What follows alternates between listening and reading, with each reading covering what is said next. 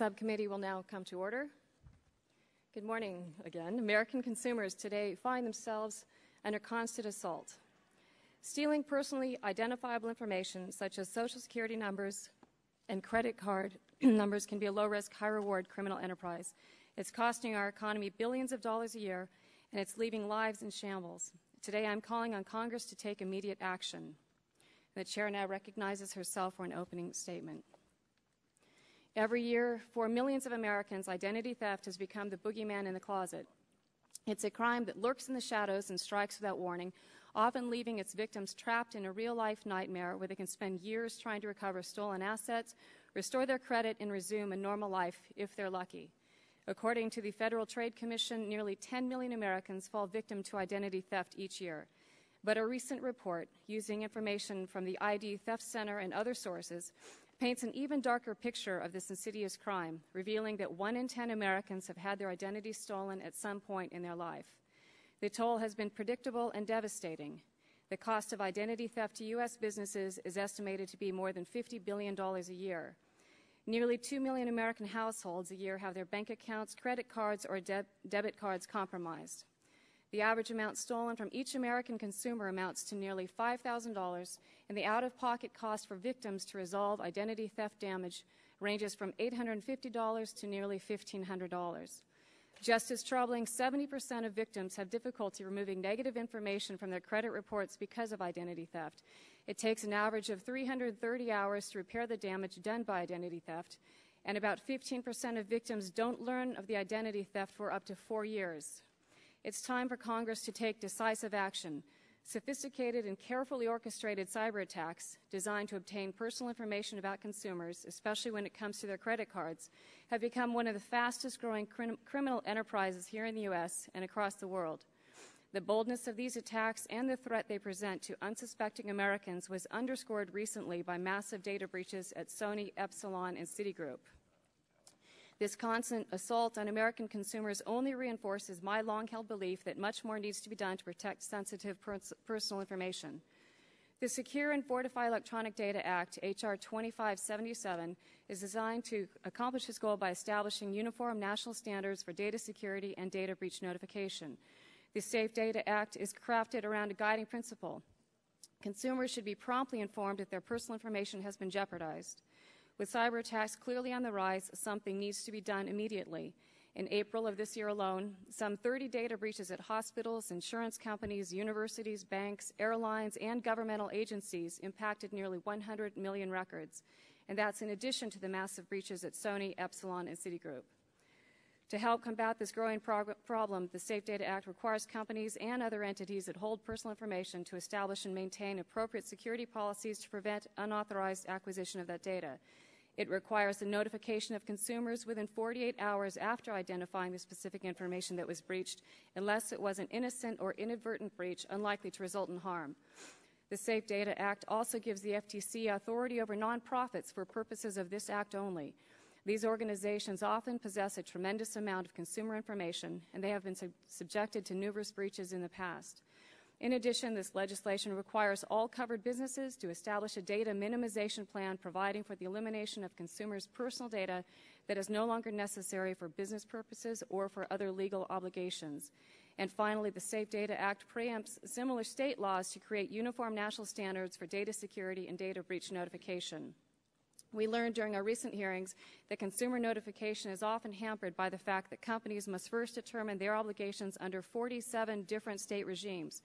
Since our draft discussion was first released more than a month ago, we've had countless meetings, reaching out to stakeholders and my colleagues on the other side of the aisle. We've made a good faith effort to address their concerns. Most notably, at the urging of the Democrats, we've agreed to make the concept of assessing the nature and scope of a breach more precise so it cannot become a pretext for delay in notification. We've agreed to strike the requirement to reasonably restore the integrity of the data system. We've agreed that entities covered by Gramm-Leach-Bliley but fall under the FTC jurisdiction are subject to the requirements of the Safe Data Act. And importantly, we've agreed on a backstop of 45 days for breach notification. In past legislation, the drop-dead date for notification was 60 days. With nearly 1.5 billion credit cards now in use in the U.S. and identity theft impacting as many as 1 in 10 Americans, The Safe Data Act provides important new safeguards for consumers, and I strongly urge its adoption. And with that, I would like to recognize the gentleman from North Carolina, Mr. Butterfield, the ranking member of the subcommittee, for 5 minutes for his opening statement. I thank the chairman. I'm looking forward to today's markup on 2577, which is the Secure and Fortify Electronic Data Act. Just this year, data breaches have resulted in havoc on tens of millions of Americans whose personal information has been compromised.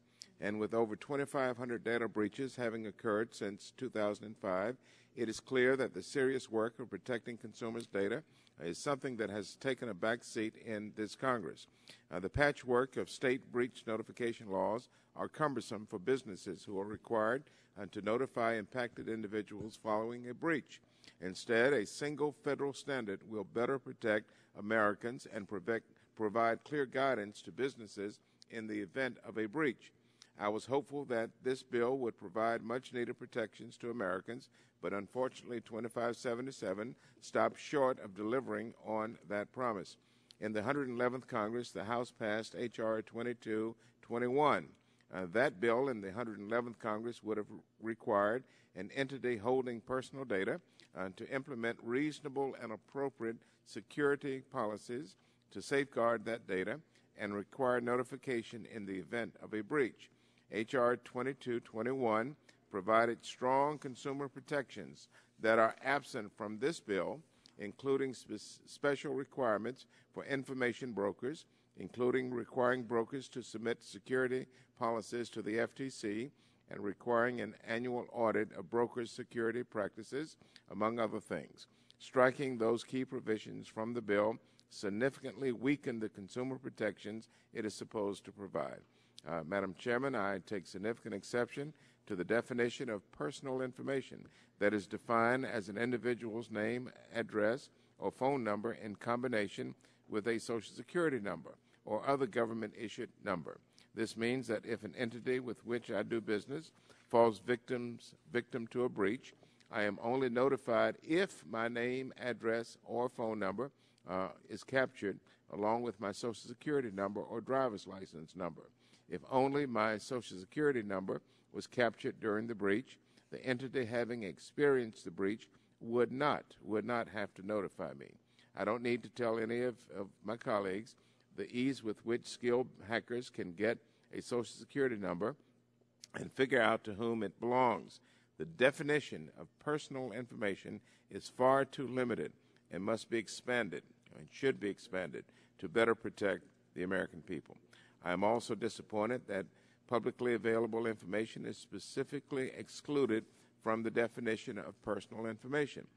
Data aggregators assemble publicly available personal information from disparate sources and compile that information into very useful and valuable files used by businesses for a number of purposes, including behavioral advertising.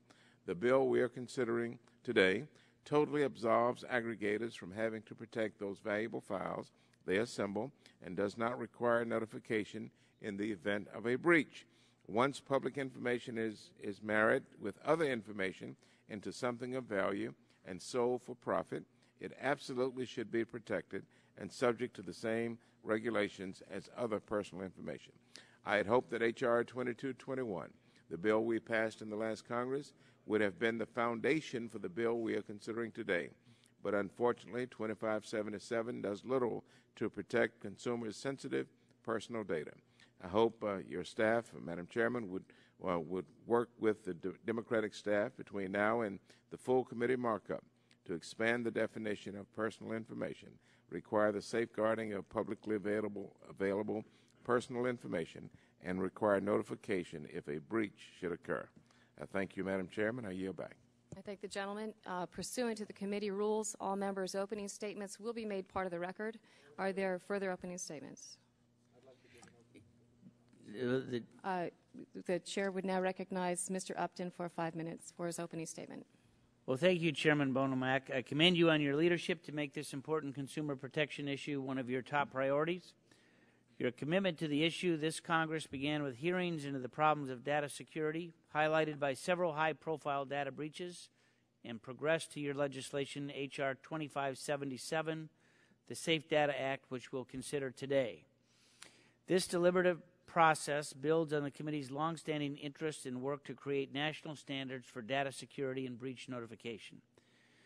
This legislation, 2577, is a measured response to an identified problem. Data breaches of consumers' personal information, whether by accident or deliberate criminal activity, can lead to identity theft, fraud, and other unlawful conduct.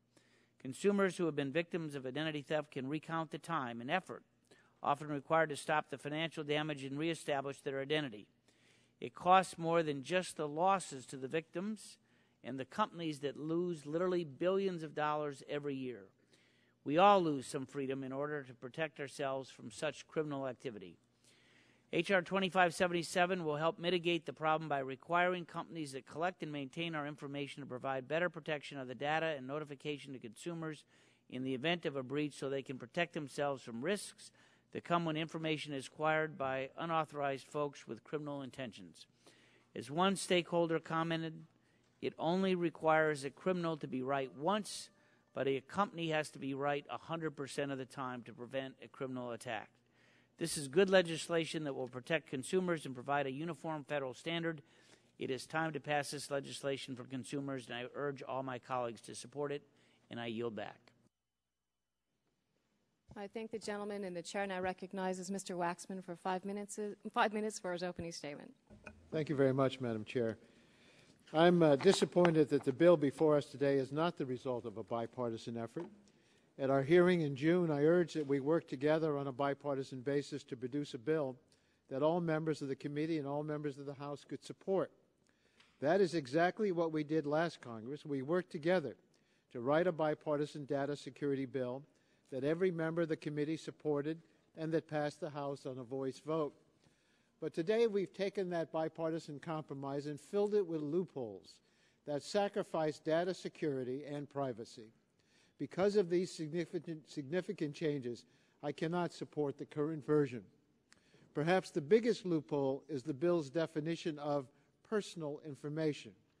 Under the current version of the bill, most personal information stored online or in company databases is not protected.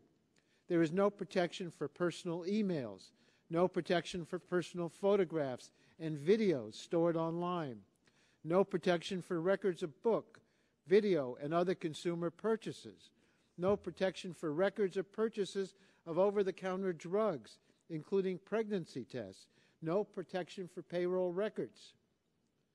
There is not even protection for information recorded in smartphones about the location of children. In fact, even if your bank or financial account is hacked and your account number is disclosed, there is no protection unless your personal password and your name, address, or phone number is also taken. A Social Security number or a credit card number is not personal information under this bill unless it is combined with other information. At the same time that the definition of personal information in last year's bill has been narrowed beyond recognition, the bill retains the provisions that preempt state laws. That is a dangerous combination. I supported preemption last Congress in exchange for a strong federal law. This bill eliminates scores of state consumer protections without putting equivalent or stronger federal protections in their place. The narrow definition of personal information could also undermine the Federal Trade Commission's current efforts to curb data security breaches. Since 2001, FTC has brought dozens of enforcement cases against businesses that fail to protect consumers' personal information. Only a handful of those cases would be able to be brought based on the definition of personal information in this bill. The cases that the FTC brought to protect other information, including payroll information, employment histories, health information, mortgage information, email addresses, income histories, book and music purchases, and tax returns, could be blocked under this legislation. The net result is that a bill that is supposed to be enhancing data security and consumer privacy would actually seriously undermine it. There are other holes in this bill. This bill deletes key provisions from the bipartisan effort on information brokers, which are companies that aggregate personal data about individuals and make a profit selling that personal information. In addition, data aggregators and other companies are exempted from the requirements to safeguard personal information anytime the data could be obtained from a state or local government. Moreover, this new version also creates a new gap in coverage that was not contained in the June draft proposal. This bill contains a section that is entitled Conforming Amendments, but is actually a giveaway to the cable industry. The Conforming Amendment exempts cable operators from complying with current Cable Act privacy requirements to protect records of what their consumers watch. Madam Chair, this bill is not balanced. It preempts strong state laws, replaces them with a weak federal one. It threatens the FTC's existing authorities. It's filled with loopholes. I hope you will rethink your approach and embrace our offer to work together to pass strong legislation that is a step forward, not backward, and will have bipartisan support. We've tried to work on a bipartisan basis. I've talked to you about it. We don't get called up. We don't get consulted. And then we're presented a bill like this. I must just express my very deep disappointment. This is not the way for Congress to enact legislation. And it is not the way for Congress to have two committees, subcommittees meeting at the same time, one on a markup and one in a hearing. We've complained about this in the past to the chairman of the full committee, and we're told there's no other time. I think that's an unfair way for us to proceed, and I want to register my objection to it. Gentleman's time has expired. The chair now recognizes Mr. Barton for 3 minutes for his opening statement. Thank you, Madam Chairwoman. I won't take 3 minutes. I'm going to submit my formal statement for the record. I do want to comment on several things, though. First of all, you've had at least 2 general hearings on this issue in this Congress. You've had a legislative hearing on the bill before us, and you had one other hearing, plus I think the Oversight Subcommittee had a hearing. I think it is time to legislate in this area. I think the draft bill that we're going to mark up today is a good step. It's not everything that I would like in a bill, but it's certainly a step in the right direction. As to what former Chairman Waxman just said about the schedule, with 6 subcommittees, it's going to be a few times that you have simultaneous things going on. It happened when I was chairman. It happened when Mr. Waxman was chairman, Mr. Dingell was chairman. Sometimes it's just unfortunate. Mr. Upton has changed the rules of the committee, this Congress, so that votes can be rolled. I personally don't like that, but on occasions like today, it is acceptable to do if the minority and the majority wishes. Gentleman yield. Sure. You and I always had an accommodation with each other because you objected when you were the ranking minority member of markups in one subcommittee and hearings in the other at the same time. And so we never did that. And it was an appropriate concern that you raised, and I think it's an appropriate one that we've raised. I know we have a lot of subcommittees, and we have a lot of hearings at the same time. Yesterday, we didn't do anything. We could have had this markup yesterday. Well, we have other days as well, but I just think that to do them simultaneously is a disadvantage. And votes cannot be rolled unless we all agree to it. I understand that. And that is, we want to agree to it to accommodate each other, but if I could, since I only have 3 minutes, scheduling conflicts. If I could reclaim my time. Certainly. The hearing that's going on upstairs, as you know, Mr. Waxman, is an oversight hearing. It's not a legislative hearing. And we both know that hearing started over an hour ago, and most members go make an opening statement, listen to testimony, ask a question when it's their turn, and then leave. This is a legislative hearing. It's a legislative markup. It started later. It's subcommittee. It's not full committee. Members can go back and forth, and if the minority agrees, votes can be rolled. If you choose not to agree, then votes will not be rolled. But I will agree that it'd be better not to have it simultaneously, but there are occasions when it can't be helped. And this is one of those times. This is a subcommittee markup, which will hopefully lead to full committee markup next week or the week after. And given all the things that's happened, I think it's appropriate. I yield back. The gentleman yields back, and the chair now recognizes Ms. Blackburn for 3 minutes. Thank you, Madam Chairman.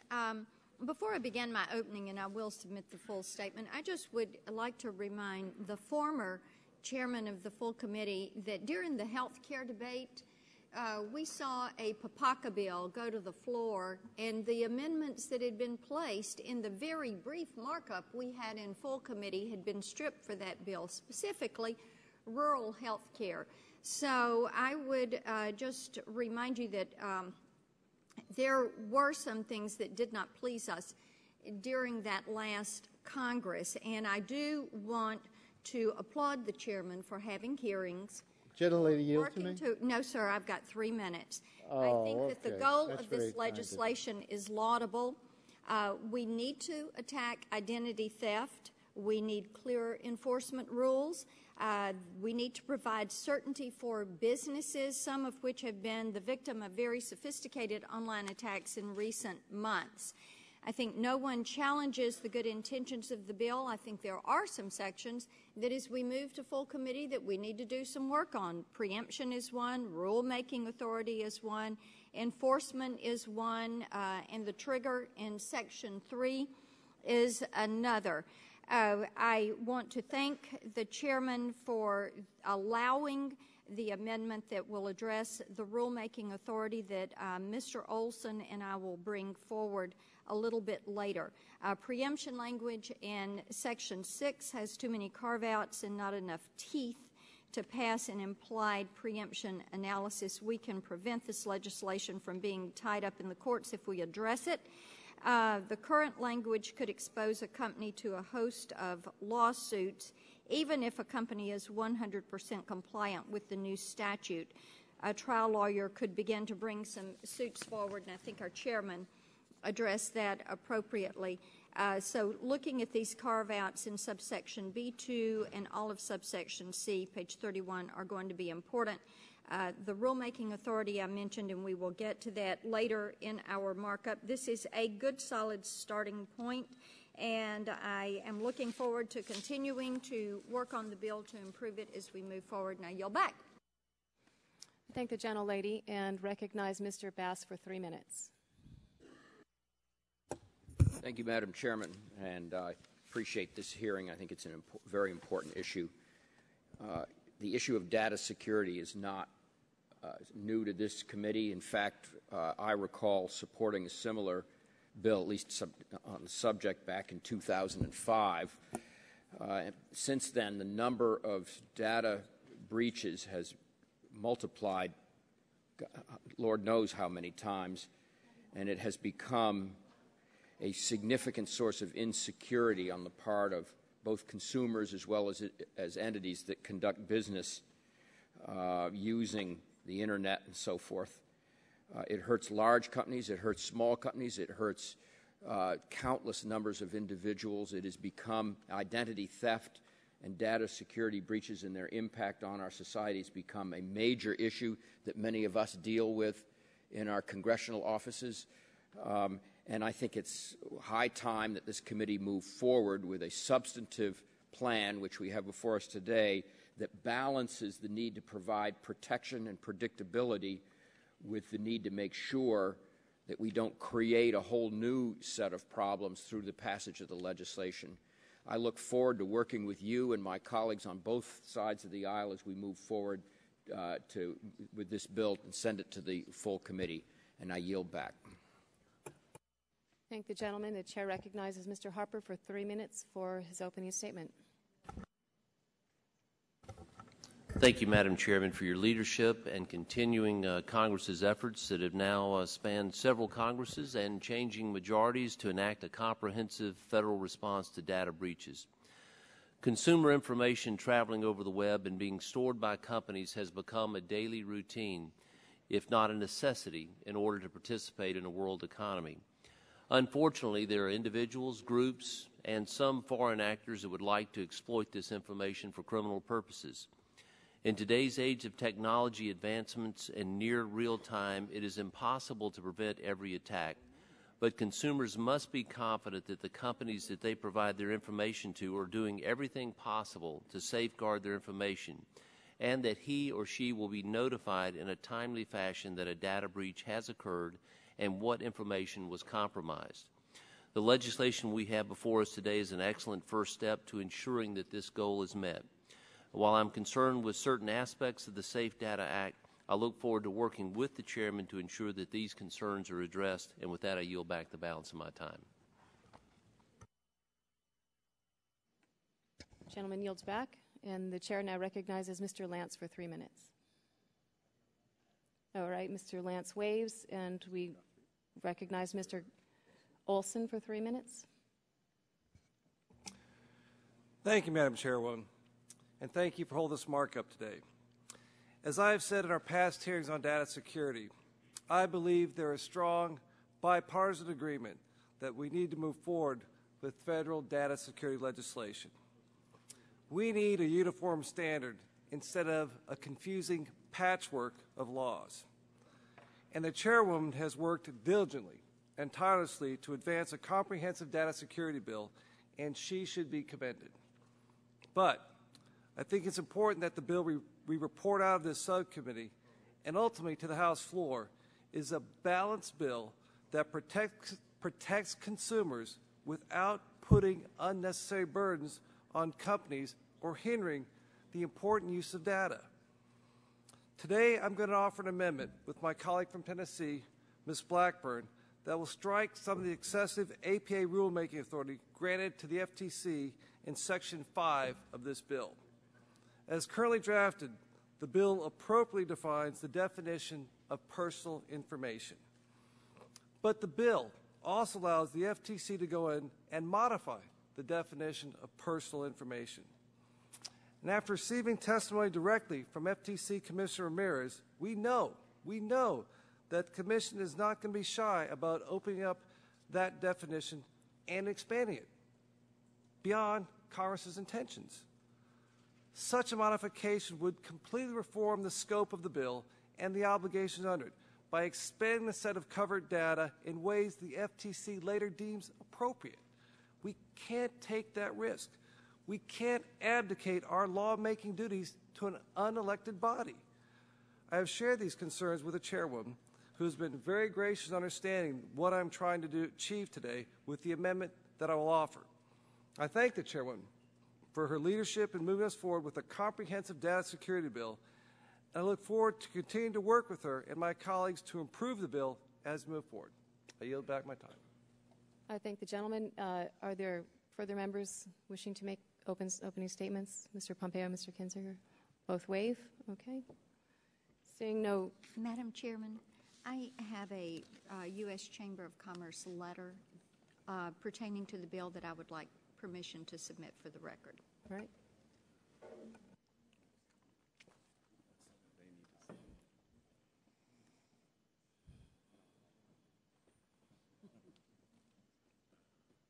All right.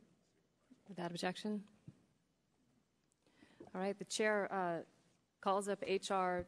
2577 and asks the clerk to report. H.R. 2577 to protect consumers by requiring reasonable security policies and procedures to protect data containing personal information and to provide for nationwide notice in the event of a security breach. Without objection, the first reading of the... I object. The clerk will read.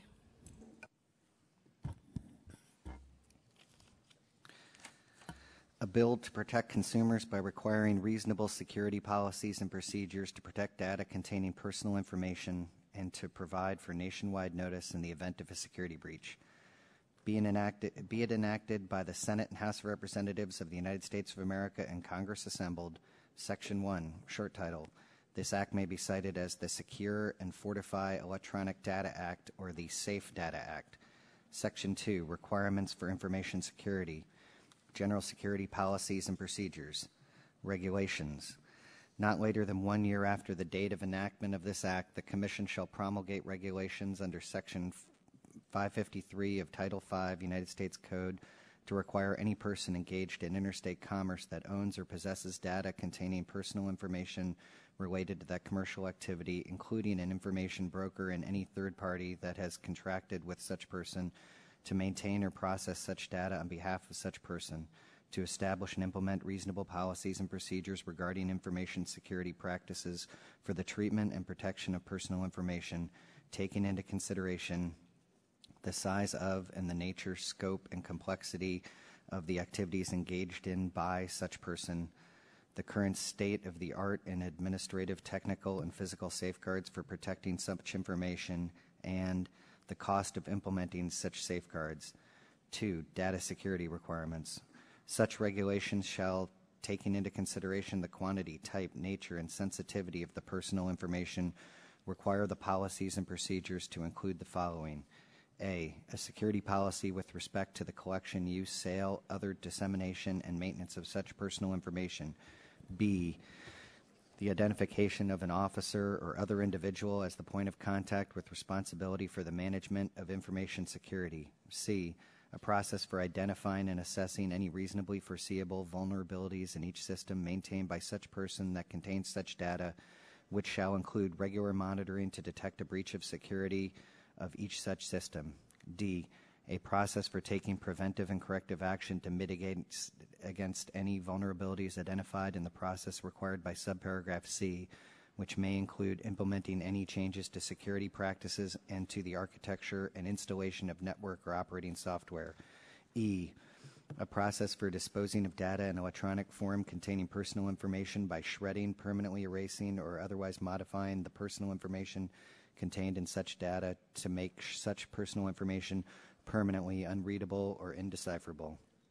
F, a standard method or methods for the destruction of paper documents and other non-electronic data containing personal information. B, data minimization requirements. A person subject to the requirements under subsection A shall establish a plan and procedures for minimizing the amount of personal information maintained by such person. Such plan and procedures shall provide for the retention of such personal information only as reasonably needed for the business purposes of such person or as necessary to comply with any legal obligation. C, exemption for certain service providers. Nothing in this section shall apply to a service provider for any electronic communication by a third party that is transmitted, routed, or stored in intermediate or transient storage by such service provider. Section 3, notification and other requirements in the event of a breach of security. Requirements in the event of a breach of security. Any person engaged in interstate commerce that owns or possesses data in electronic form containing personal information related to that commercial activity following the discovery of a breach of security of any system maintained by such person that contains such data shall, without unreasonable delay, 1, notify appropriate federal law enforcement officials of the breach of security unless such person determines that the breach involved no lawful activity. 2, take such steps necessary to prevent further breach or unauthorized disclosures. 3, identify affected individuals whose personal information may have been acquired or assessed. And 4, not later than 48 hours after identifying affected individuals under paragraph 3, unless the person makes a reasonable determination that the breach of security presents no reasonable risk of identity theft, fraud, or other unlawful conduct affecting such individuals, notify A, the Commission, and B, as promptly as possible, subject to subsection C, each individual who is a citizen or resident of the United States whose personal information is known to have been acquired or accessed as a result of such a breach of security. B, special notification requirements. 1, third-party agents. In the event of a breach of security of any third-party entity that has contracted with a person to maintain or process data in electronic form containing personal information on behalf of such person, such third-party entity shall A, take the actions required under paragraphs 1 and 2 of subsection A, and B, notify as promptly as possible such person of the breach of security. Upon receiving notification from the third-party entity under subparagraph B, such person shall take the actions required under paragraphs 3 and 4 of subsection A. 2, service providers. If a service provider becomes aware of a breach of security of data in electronic form containing personal Will the clerk suspend? If I could be recognized for a minute. The gentleman's recognized. I know that this bill is being read because the Oversight Subcommittee is having a hearing. And I don't know of any other committee that has had a markup scheduled before a subcommittee that has delayed subcommittee hearings. It's one thing if it would be two subcommittee markups. But I've asked Cliff Stearns to adjourn his subcommittee, to recess it until this markup is done. And I just put members on notice that we'll start markups in subcommittees in the future a little bit earlier, 8 or 8:30. But I've asked Mr. Stearns' subcommittee to recess till this one is over so that all members can be here, and would ask unanimous consent that the bill be considered as read. Reserving the right to object, and I'd like to be recognized. The gentleman is recognized. I thank the gentleman for calling on the other subcommittee to recess. We are sending a signal to you that the practice that Mr. Dingell and Mr. Barton and I engaged in, where we did not have simultaneous committees meeting at the same time when there's a markup. If the gentleman will yield, that is... No, not yet. I'm recognized on my reservation. Is one that I think we ought to adhere to. If we have an agreement to do otherwise, that's one thing. But when we don't have an agreement, I don't think that the members ought to be treated this way, and certainly those of us in the minority. We are in the minority, and we have only the rules to protect us so that we can offer amendments. This bill is not very satisfactory to us. I'm sorry we weren't brought in on the negotiations in development of this bill. We have amendments to highlight the deficiencies in it. That's what we can do in the minority, and hope that the majority will pay attention to us. We do want to be paid attention to because we represent the same number of constituents that you do, each of you in the majority. And so I'm going to still insist that this bill be read. Well, until I know for sure that the other subcommittee has recessed. It's recessed. I talked to Cliff Stearns and I asked him to recess. Okay. He said, well, under those circumstances, I will not object to the bill being considered as read, and I hope we don't have this kind of situation in the future. Withdraw my objection. Reserving the right. My reservation. The gentleman reserves. I kind of like the bill being read. It forces me to listen to it. I will not object if the chairman doesn't want me to, but the young man reading actually reads in a way I can understand, and it's helpful. All right, so moving along. All right, I'm going to remove my objection to the bill being considered as read. I appreciate that. I would just actually, let me see what committee is sending down my way. Nothing. Okay, so let's go ahead and. Without objection, the bill is considered as read. And now, are there amendments to the bill? Does anybody seek? Okay, the chair recognizes Mr. Olson. For what purpose does Mr. Olson seek recognition?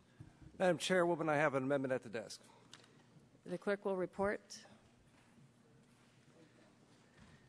An amendment offered by Mr. Olson of Texas.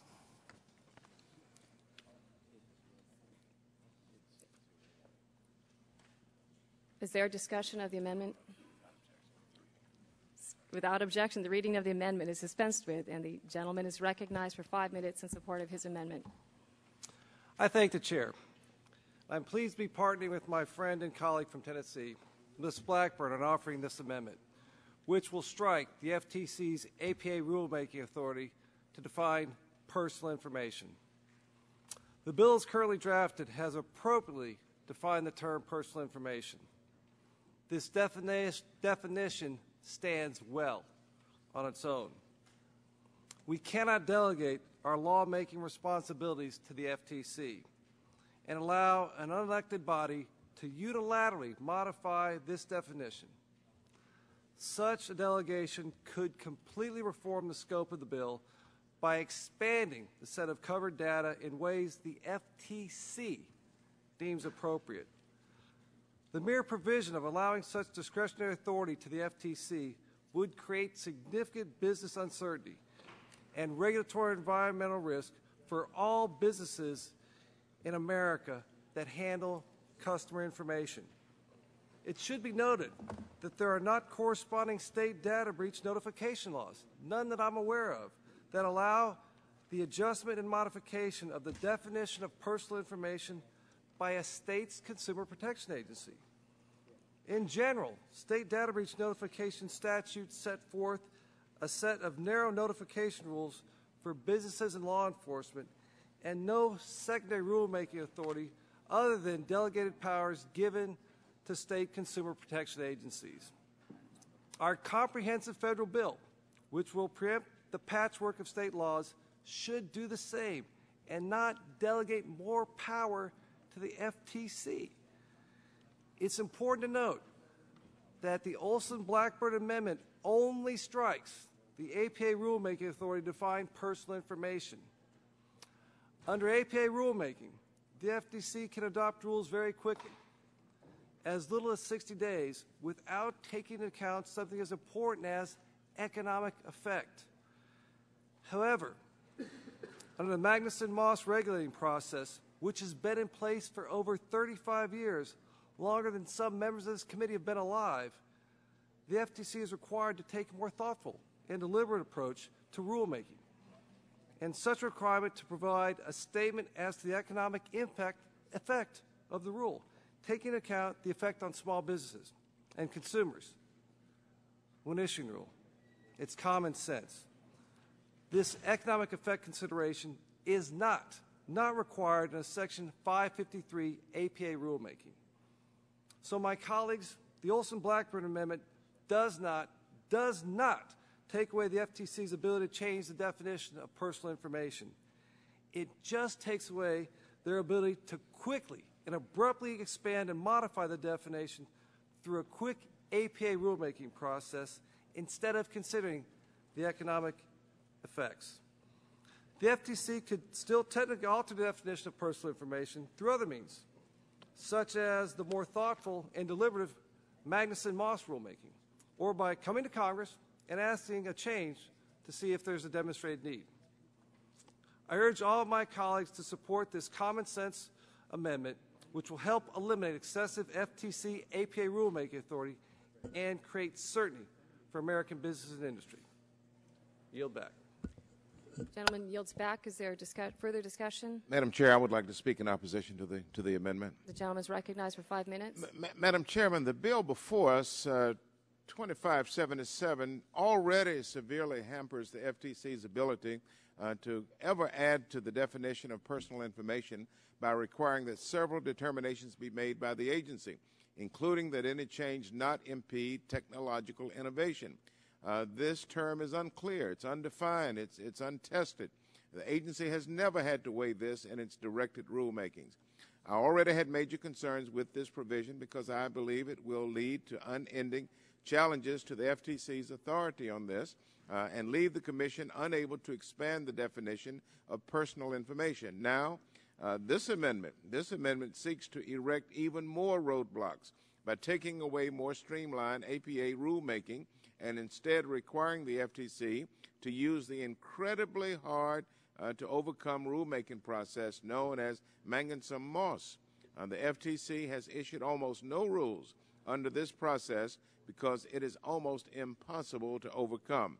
We should be giving the FTC the ability to be flexible and adaptable to changing threats to consumers from the collection of their information, not putting in law a definition of personal information that is already outdated and ineffective.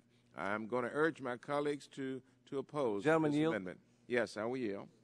I thank the gentleman. Again, I just want to emphasize that we are not taking away the rulemaking authority. We are making it sure that that we in Congress have a say here. I mean, Magnuson-Moss is a much better system than allowing the APA authority. I mean, again, in this economic environment, and one thing that I applaud the president for is wanting to, reduce the government burdens, the regulatory environment here to get America going again, get us creating jobs, and this amendment does that. Well, let me reclaim my time. The FTC needs discretion. It does not need an absolute rule.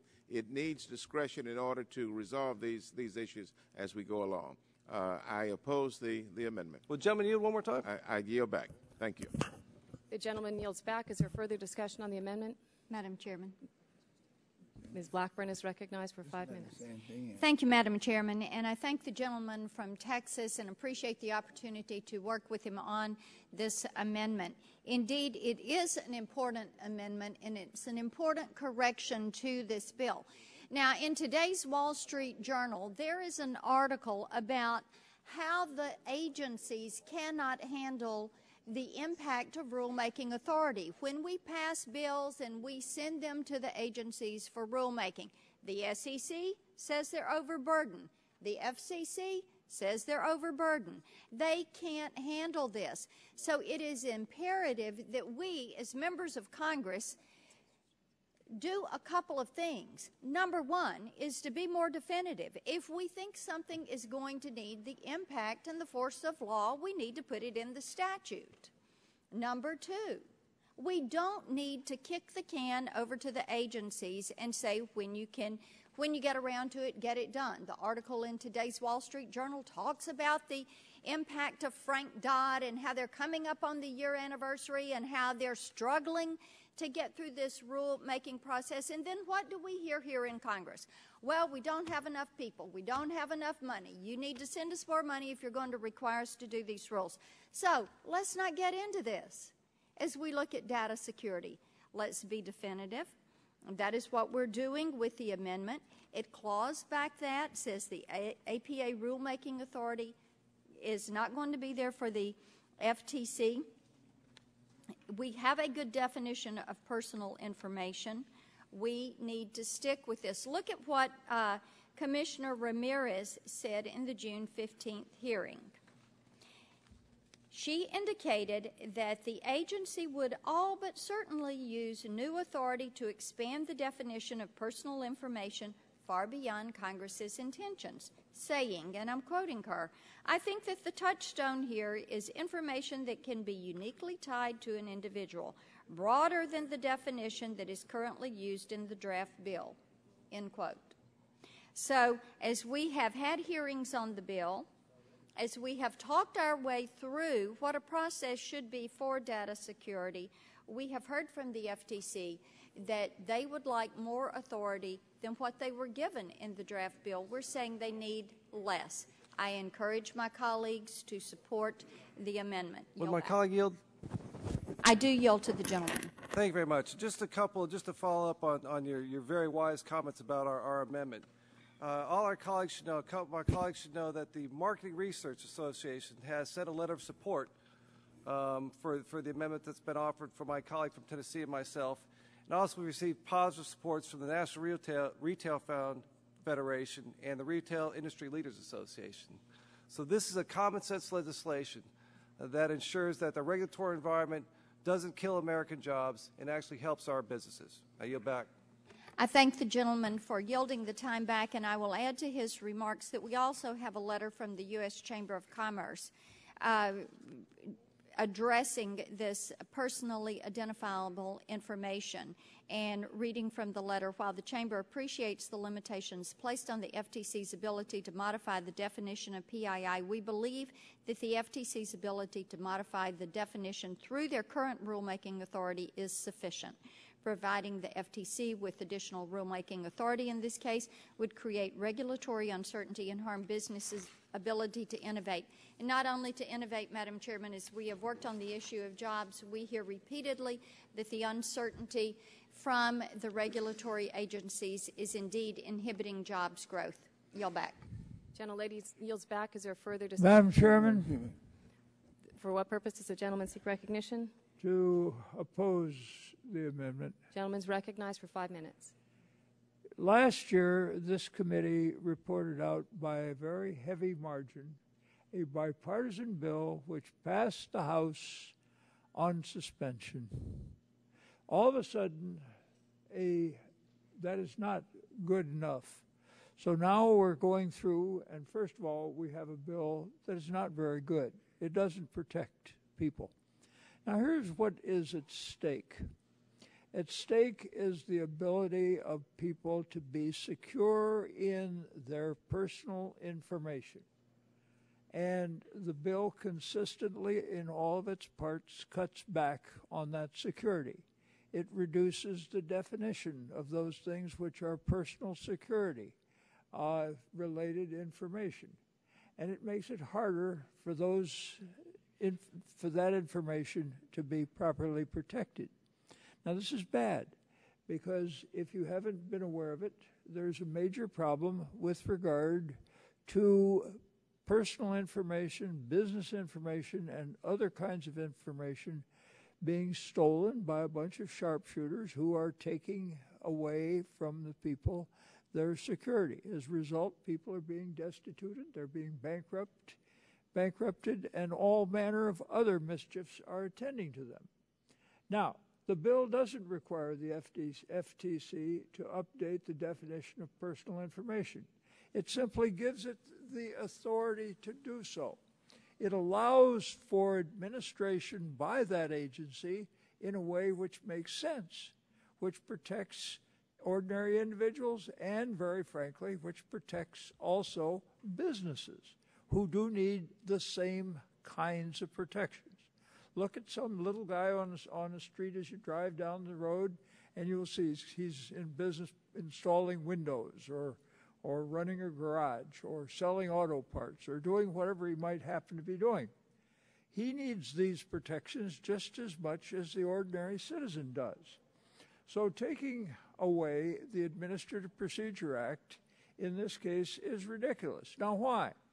Because it forces then the Federal Trade Commission to rely upon Magnuson-Moss. If you want to absolutely assure that there will be no protection from people in terms of their personal information and things of that kind, this is a splendid way to do it.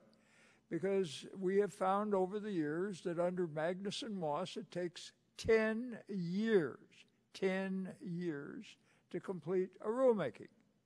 And this business of raiding personal information and steps of that kind being taken by sharpshooters and rascals around the country is something which won't sustain that kind of delay and which will not permit then the FTC to take steps to protect the ordinary citizen against the evil consequences of this information being stolen and being used to destitute the individual, to steal his identity, to put him into bankruptcy, or to do all manner of other evil and wicked things.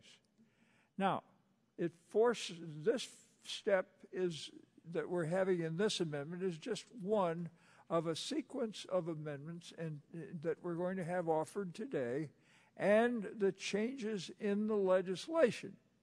And the interesting thing about the changes in the legislation are that it always makes it harder for the citizen to protect himself in personal information which is necessary to be secured against some of these sharpshooters stealing his identity and taking away from him those few protections which he has. Remember that when all things else fails, the American people look to their government to protect them. And there's one thing they're going to wonder about is, why is it that this Congress is not increasing their protections, but rather is taking protections away from the American citizenry without any collateral or commensurate benefits in other places? So what we're doing here is just making it harder for the ordinary citizen to go to his government and get protected by the agency which has traditionally had this responsibility, the Federal Trade Commission. And you're going to find that it won't probably affect any of us in this room at this time, but you can be just dead certain that in the orderly passage of time, somebody's going to say, just who in hell could have done that kind of thing to me and to the American people? I oppose the amendment. I yield back the balance of my time. The gentleman yields back. Is there further discussion on the amendment? The gentleman from Kansas, for what purpose do you seek recognition? I'd like to rise in support of the amendment. The gentleman's recognized for 5 minutes. You know, I listened to the gentleman from Michigan who's been a great defender of this body's power for a long time. This isn't partisan. This is about who's going to make these decisions on a definition, whether we want to turn over that authority to the FTC or if we want to do it here. Indeed, the other side has offered numerous amendments where we're going to talk about the scope of the definition.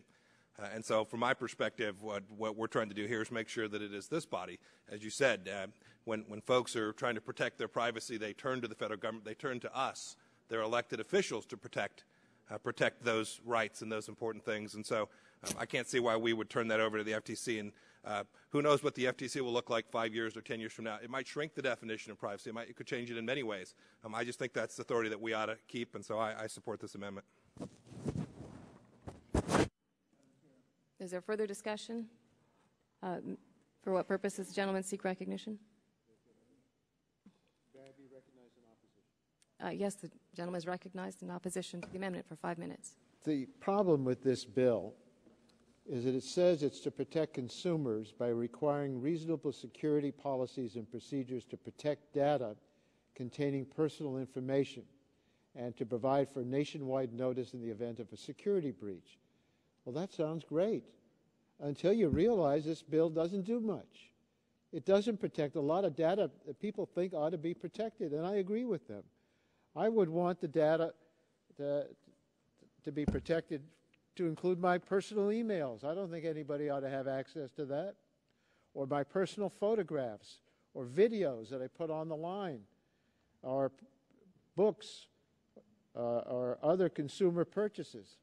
I don't know. I don't think anybody ought to be able to access from my data if I purchased over-the-counter drugs.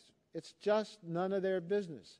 But these things are not protected under the existing bill.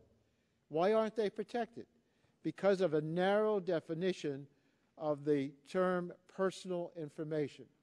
We're going to offer amendments on our side to expand that definition. The gentleman wants Congress to do it. Let's do it right.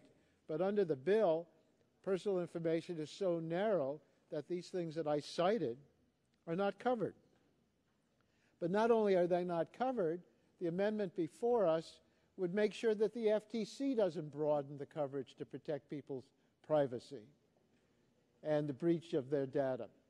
So if you want us to trust the Congress, we're going to have to change this bill to include a lot of things that people ought to have protected, and we all want to have protected.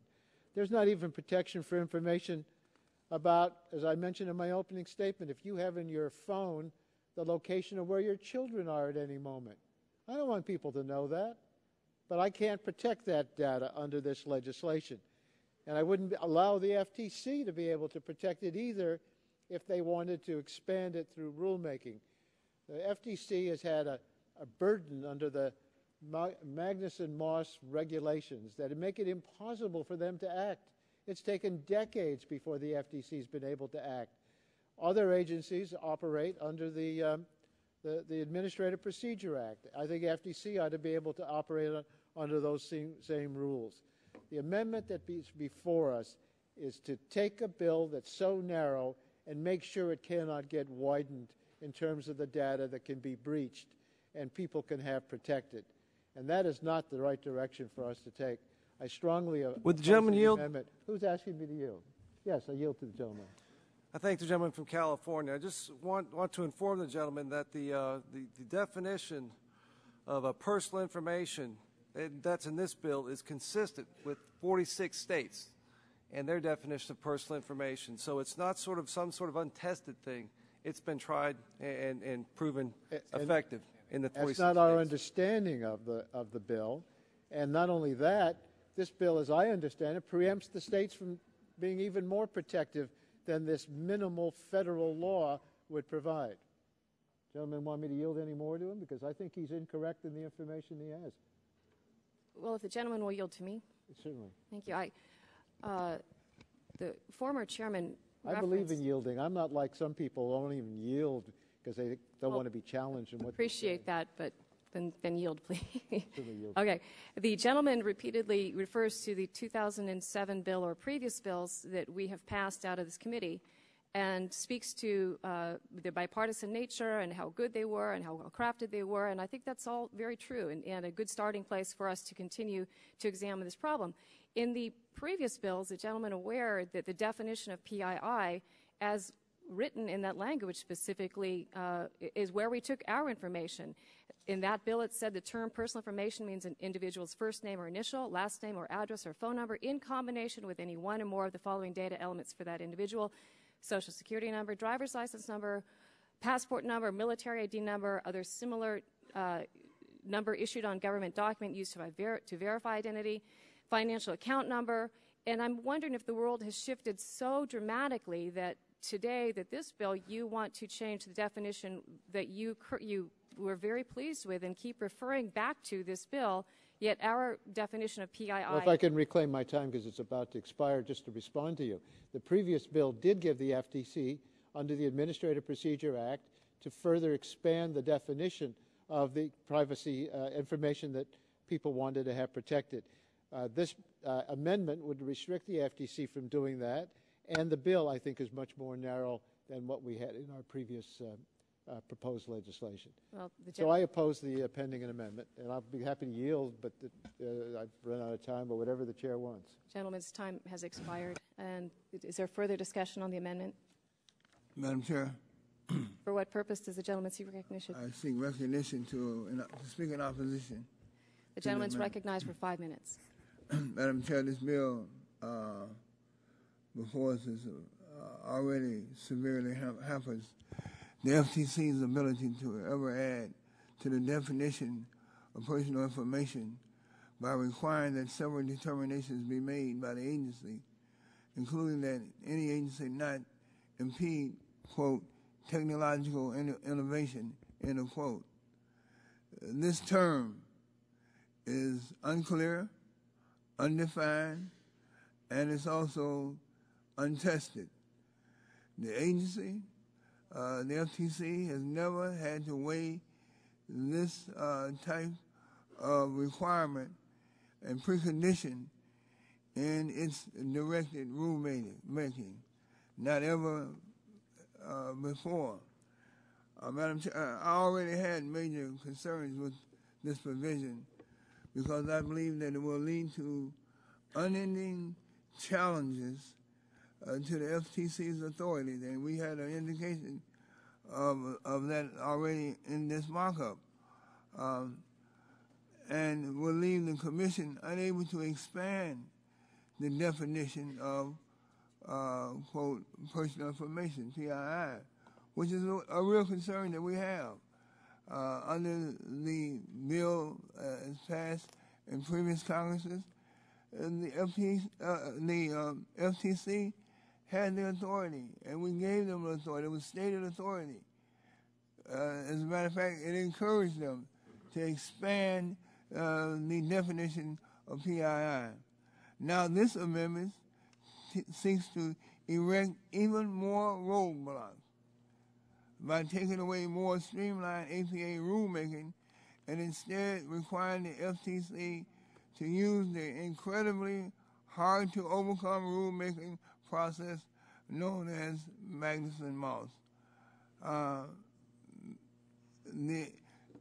remember, Madam Chair, because I chaired this committee in the last Congress, we asked the FTC to give us an idea, be explicit about it. Let us know what is your process and how long will that process take under Magnuson-Moss. And they went line by line in the hearing and said that it would take at least 10 years to get rulemaking through the FTC utilizing Magnuson-Moss. The FTC, Madam Chair, has issued almost no rules under this process because it is almost impossible to overcome the restrictions. Would the gentleman yield? No, I won't yield as of yet. After I finish, I'll yield. We should be giving the FTC the ability to be nimble, to be flexible, to be adapted to changing threats to consumers from the collection of their information, not putting in law a definition of personal information that is already outdated and ineffective. Madam Chair, I think that this amendment, this bill that's before us, that this is need something that will severely handicap the American people because it severely handicaps the FTC. And I think that we can do a much better job. I really believe and wish that we had followed up on the pattern and the method that we used Would the gentleman prior yield? Congresses when I finish our yield. And that is that we will have more attempts to have a bipartisan involvement. If we had more discussions, rather than the majority trying to ram this down the throats of the American people and down the throats of this side of the aisle. Madam Chair, I really sincerely and wholeheartedly object to this bill and to this amendment. I just think that it could have been better done, and I think that what your intentions are will not be met. And maybe your intentions are not what's being stated in your preamble. Maybe your intentions are not really what you're saying. Maybe you're saying one thing and doing another. And that's the only conclusion that I can draw. You're saying you want to protect the private information of the American consumer, the personal information of the American consumer, but it seems to me like you want to hamper the American Time consumer. has expired. Madam Chairwoman. For what purpose does the gentleman seek recognition? To strike the requisite words, ask counsel a question. The gentleman is recognized for 5 minutes. I want to make sure I understand the amendment. It strikes a number of words on page 28. If the amendment is agreed to, I'm going to read and say if the council agrees with me. If we accept the amendment, it would say the commission may, by rule, modify the definition of personal information under subparagraph A. Is that correct? Is that correct? Could the gentleman repeat the inquiry? I didn't fully get it.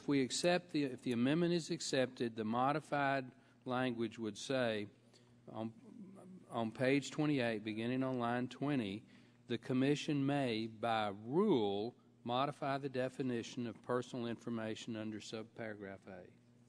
Is that correct? Yes, it is. And what that would mean is not necessarily that you have to follow this cumbersome procedure that Mr. Dingell and Mr. Rush just referred to, but simply that the commission could still modify the definition, but they would have to do it by a rule that they promulgate. Is that correct?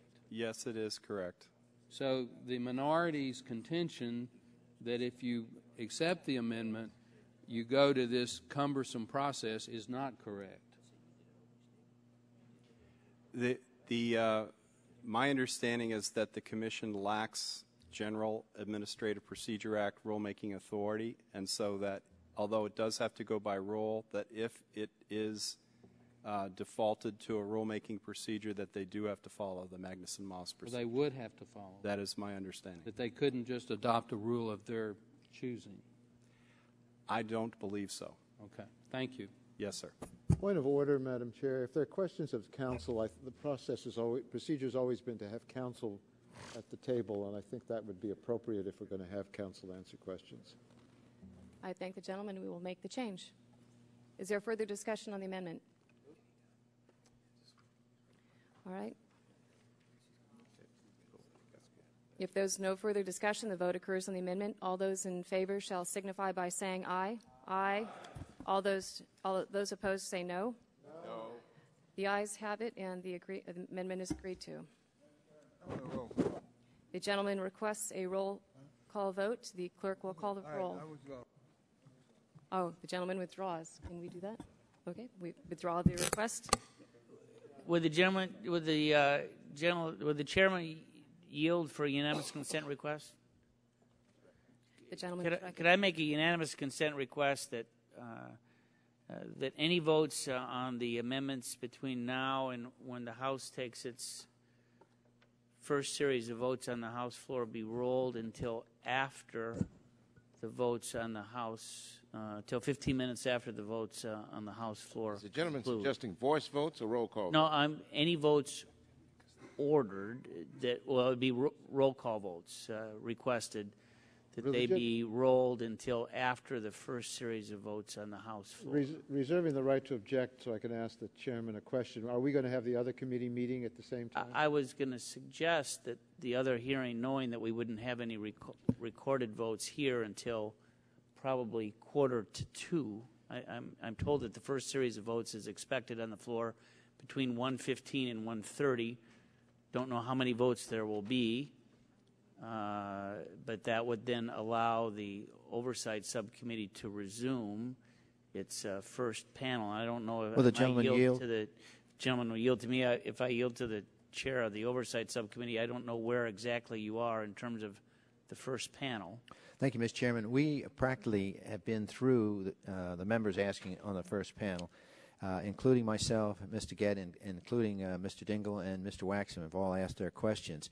We have all these patients, 7 witnesses who are sitting up there patiently, and I think with just a little finesse we can get through them and then be done with the first panel and get the administration, who's been patiently waiting right after the votes, and we could do that, or if Mr. Waxman felt we could delay the reconvening of the Oversight Committee after we got through the first panel and reconvene the administration tomorrow, if Mr. Waxman likes. But I would certainly ask the other side to consider the fact that these patients, there's 7 of them up there, has been waiting, and we could get through it pretty quickly before the votes, and I just would ask that consideration.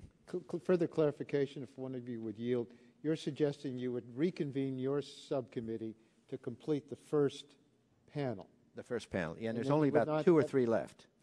And then you would not have the testimony or the questions of the second panel. That's correct. Until when? Till after you finish this hearing. Until this subcommittee This subcommittee's done, and if you go all day today, then we'd have him come tomorrow. Okay. I withdraw my objection.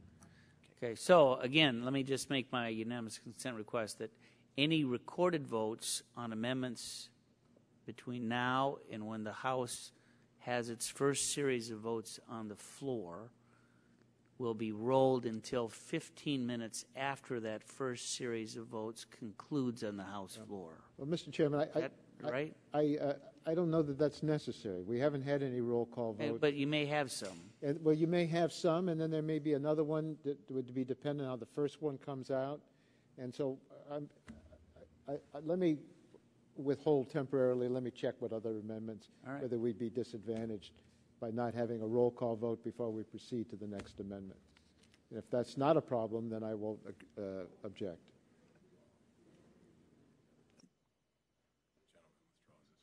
The gentleman withdraws. I withdraw my request. All right. Are there any further amendments at the desk? Madam Chair, Mr. Upton. Mr. Chairman, I've consulted over here. We think that that'll work out okay, so I will agree to your unanimous consent. Okay, so I'll remake my UC request that any votes on amendments that are asked for recorded vote are rolled until 15 minutes after votes are concluded on the first round of floor votes on the House floor this afternoon, which then allows the Subcommittee on Oversight Investigations to resume its first panel promptly. Without objection, so ordered. And are there Madam Chair? further amendments at the desk? Madam Chair. Madam Chair. For what purpose does the gentleman seek recognition? I have an amendment at the desk. The clerk will report. Madam Chair, just by unanimous consent, I just want to make an announcement then. Members on the Oversight Investigation, if you want to ask questions on the first panel, just kindly come up because we're going to wrap up the first panel. Mr. Waxman, which number?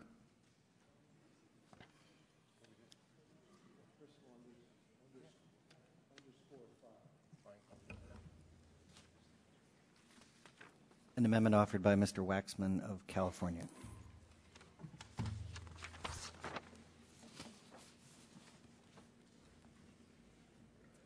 Without objection, the reading of the amendment is dispensed with, and the gentleman is recognized for 5 minutes in support of his amendment. Madam Chair, members of the subcommittee, millions of Americans rely on the Internet to communicate or store and sometimes share in limited ways what they reasonably believe is personal information. H.R. 2577, however, essentially says that your personal emails, your personal photos, your personal videos stored online aren't personal at all. Because this bill does not see those things as personal, webmail services like Gmail or Hotmail, photo sharing sites like Flickr, social networks like Facebook and Google+, don't have to protect these things, and they don't have to tell you if anyone breaks into their systems and looks at or takes these things. I think every one of us here agrees that our emails are personal and private. The same goes for photos or videos we back up and store online. To some extent, we also expect that any photos or videos that we choose to share with a limited and select group of people will remain within that circle. I think this bill should respect common consumer expectations, and they expect these things to remain private and to be secured against any unauthorized and potentially harmful access by hackers. My amendment would make sure we do that by including in the definition of personal information all personal electronic communications, photos, and videos stored online, along with any other similar content the FTC determines is personal. I think this is a common sense change. I urge my colleagues to support the amendment.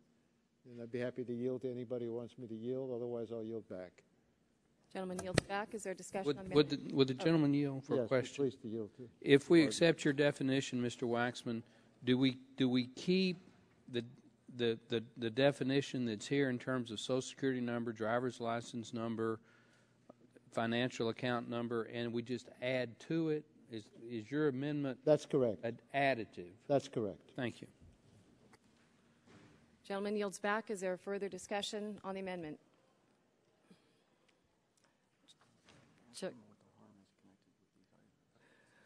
Chair recognizes herself for 5 minutes in opposition to the amendment, and I would just like to explain to probably both sides of the aisle here that this is really sort of the crux of the debate here on how you define this. Clearly people are worked up on both sides over this topic, and I would say to both sides that between subcommittee markup and full markup, we ought to have a very robust discussion about these. And I spoke earlier with the gentleman from California, Mr. Waxman, about my belief that privacy and data security are they're very similar, yet they're also very different.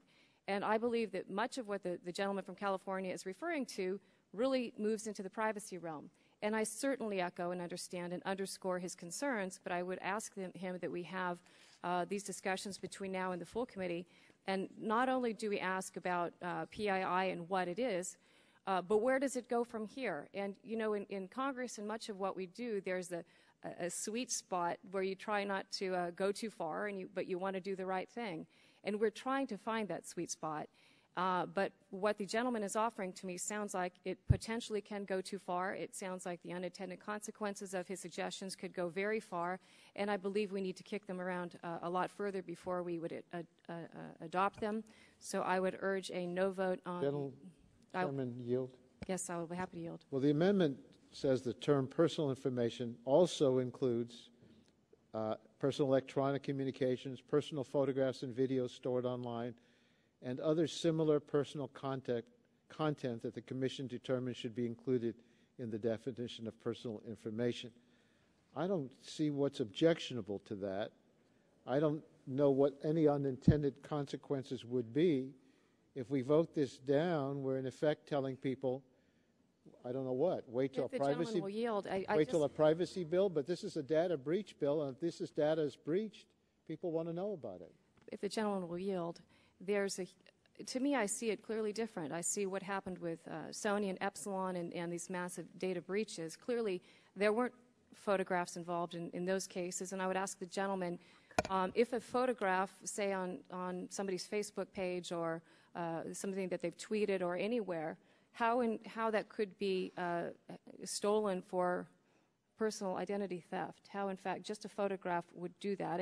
And trust me, I certainly understand and respect an individual's right to privacy, but I think in this case, a photograph does not mean that you're going to, in fact, steal somebody's identity.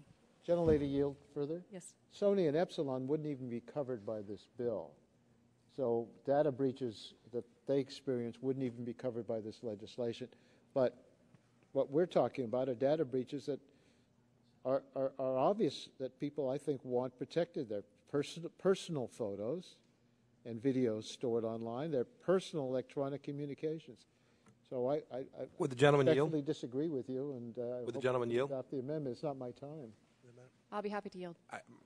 I was just going to ask the gentleman from California if this language was in the previous bill, 2221, before I was here in Congress. Was this definition part of the PI in the previous bill that you were talking about earlier this morning? Yeah, we expected in that last legislation that after FTC rulemaking, this would be covered. But it wasn't in the bill. No, but you that was passed and dealing voted with more for a bill that financial didn't records. contain this. But we gave the FTC authority, and I think if we're going to, as we did by the First Amendment, make it harder for the FTC to act because we want to make the decisions, we ought to put this into the law.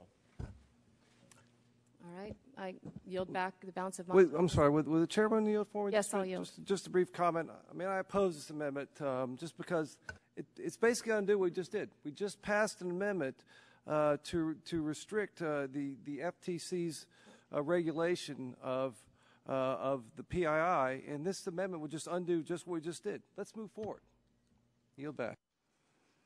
Thank the gentleman, and would I'd ask like to be recognized to support the amendment. as soon as I am done with my time.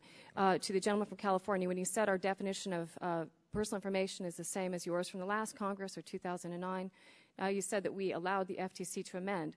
But that's where the point about institutional competency really comes in. Was their plan to have a modest definition of personal information and to have the FTC and all these other things? But that does not cede the Congress's role to the executive branch. And I know that my time has expired, and I am recognizing Mr. Butterfield for what purpose? For the purpose of supporting the amendment. The gentleman is recognized for 5 minutes. Madam Chairman, I strongly support the amendment offered by Mr. Waxman. You know, I've read this amendment 2 or 3 times, and there's nothing radical about this amendment. You know, it simply says that the definition is also going to include personal electronic communications. There's nothing radical about that, and most consumers would expect that to be part of the definition. Personal photographs and videos stored online. There's nothing radical about this amendment. It is a common sense amendment. It is what the American people would expect us to include in this definition, and so I would ask my colleagues to support the amendment. Would gentlemen yield? I will yield. I just want to clarify a point. Yeah. In the last year's bill, we spelled out some things in the legislation, but gave the FTC the authority to go beyond it. What we have, by virtue of the First Amendment that was adopted, is a very strict limitation on FTC's ability to go beyond what's in the legislation. That's why I think it's important to put this in the legislation itself so that we are clear that we want this personal information to be protected. And I agree with you. I do support this amendment, and I hope my colleagues will vote for it as well. And reclaiming my time, I mean, this is a legislative prerogative. We are directing the FTC to include these 3 things in the definition, and nothing radical about this.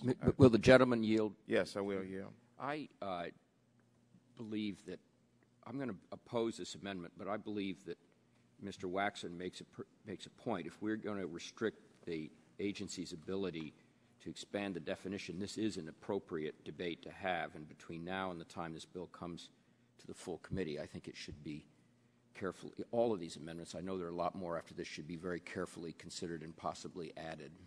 Yield back to the friend. I thank the gentleman. And if the gentleman will yield to me. I will. I thank the gentleman.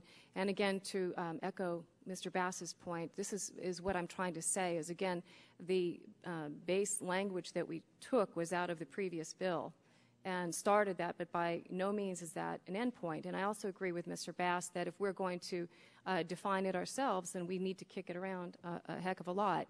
And again, reiterating my request and my statement to the minority that I look forward to kicking this around. And certainly, as a Californian, I think we take great pride in leading the way in technology, and some of my colleagues might argue the fact and say that they do too, but as Californians, these things really matter, and they have, again, potential impacts that I think we need to discuss before we adopt them. So again, I want to reiterate my opposition to the amendment. Madam Chair, would you yield, please? It's not my time. Reclaiming my time, I'll yield to the gentleman from Illinois.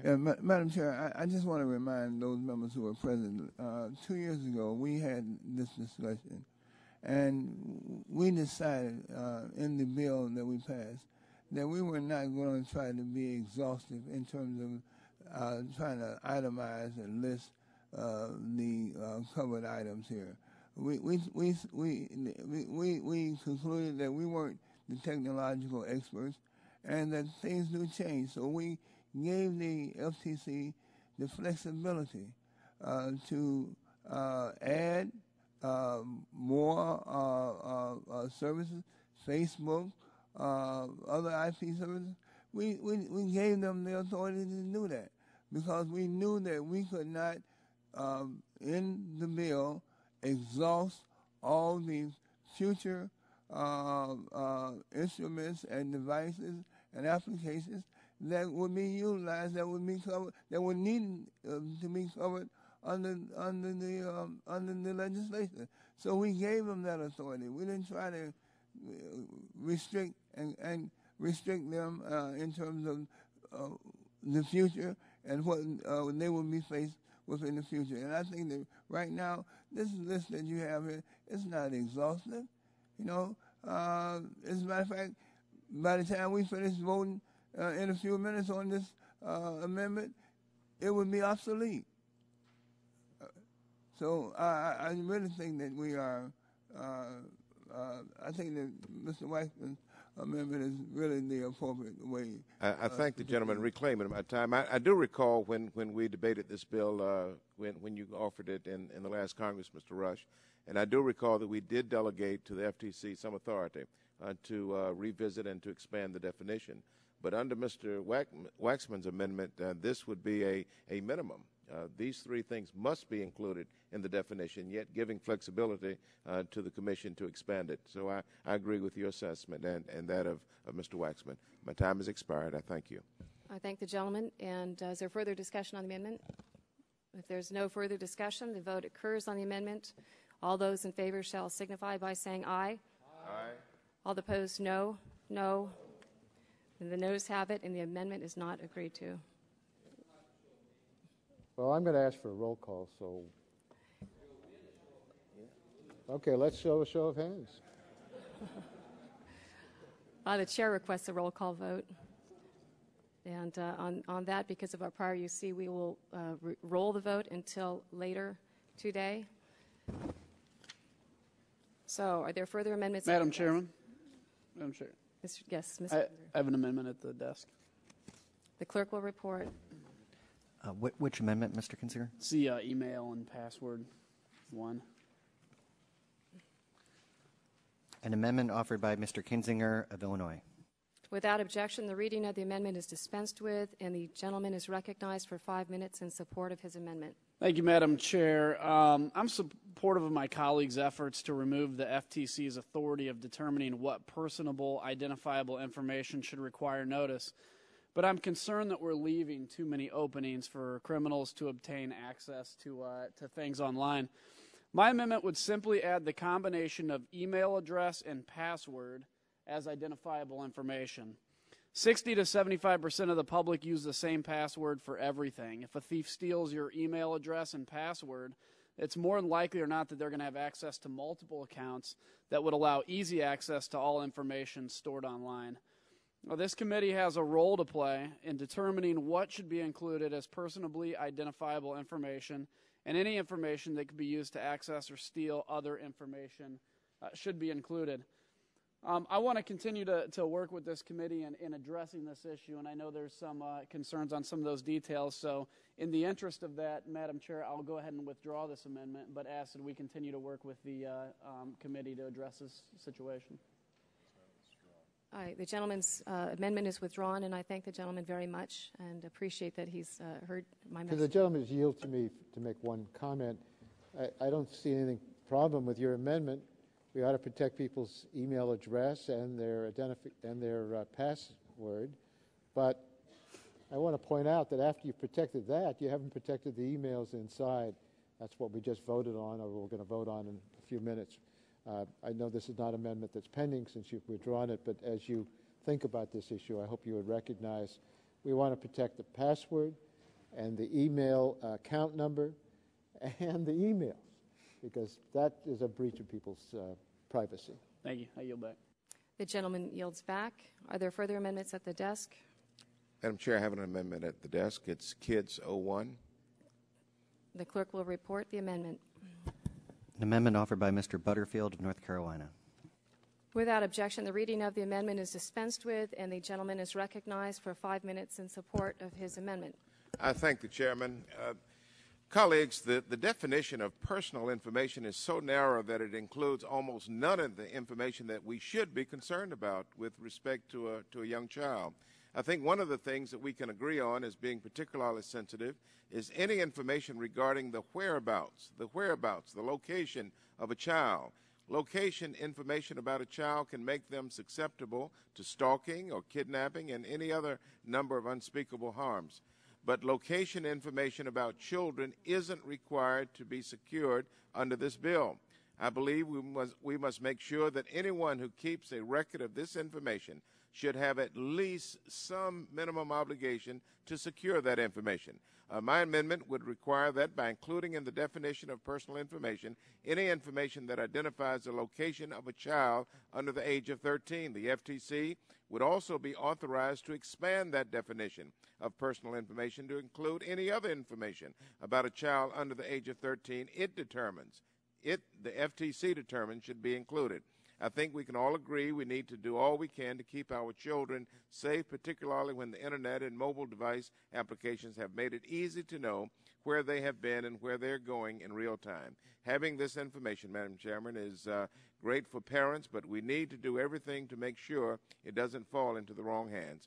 This amendment is one way to do that. I urge my colleagues to support it. I yield back. Is there further discussion on the amendment?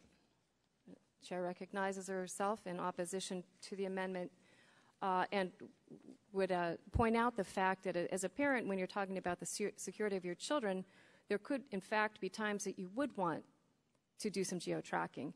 And these are my concerns, that if we jump into this, we rush into this, that we have unintended consequences where you could, in fact, not be making kids any safer.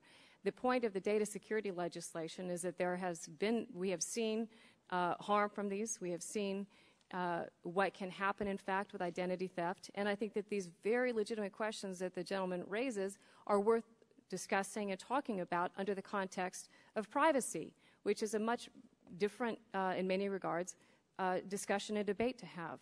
So I would thank the gentleman for the concerns and agree that these things do need to be kicked around. And as the gentleman from Illinois said earlier, these things move so quickly, they change so quickly, technology adapts, and what we talk about today in technological terms will be different 6 months from now. And I do believe that we need to have a different and longer conversation about these, so I respectfully oppose the amendment and would urge my colleagues to do the same. Gentlelady, I yield back. Yes, I will yield. As I understand the amendment is, if Apple, for example, has your location because of your individual iPhone, and so they know your location, and they're hacked into, this would require that they inform the parent of a child, well, I guess it would be the child's cell phone, that they be informed about it. I don't know what unintended consequences there could be. A parent wants to know if somebody's hacked into the Apple system, and then they know where your child is located. Isn't that if I could ask Mr. Butterfield, isn't that what this amendment is all about? That essentially is it, Mr. Waxman. You're correct. I can't understand what reason we wouldn't want to make sure that a parent is informed that the child's location has been taken, or the identification of the child's location is now made available to somebody who's unauthorized and hacked into the system. So if the gentleman will yield. That's your time. Back to me then. I appreciate this, and it points out the fact that if you could perhaps, I need to sort of think of things in concrete terms. Can you point to an example of this happening to make me perhaps see it a little bit more the way you are? We're talking theoretical in the future, and as opposed to the data breaches that have occurred in the past. And if you could just perhaps point out for me an example of this happening, I might understand it a little bit better. And I'll be happy to yield to the gentleman and if not, we can, again... Yes, the gentlelady would yield to me. Yes. There are hundreds of breaches of what is going on electronically, and we just learned that the iPhone keeps track of the location of the owner who's using the iPhone. And so if that has been breached... the gentleman is saying that Apple keeps a database of where we are at any given time, at any given place. Perhaps right now, knowing that we're here. That's my understanding, that that information has just been available. And so if there's a breach of this information about a location, let's see if the amendment, and the amendment says personal information includes identity of the location of a child under the age of 13 and other information related to children under the age of 13, then that breach of that data should go to the parent.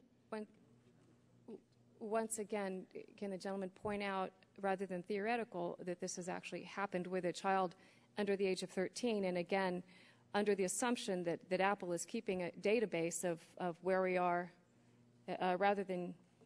Well, it's not so theoretical. We've just been, this whole last week or so, been hearing about hacking into people's emails by Rupert Murdoch, not himself personally, but the people that work for him in England. So we know that hacking takes place, and this amendment... Reclaiming my time, you're specific to geolocation here. Yes. Yes. And so I again just want to urge my colleagues to oppose the amendment.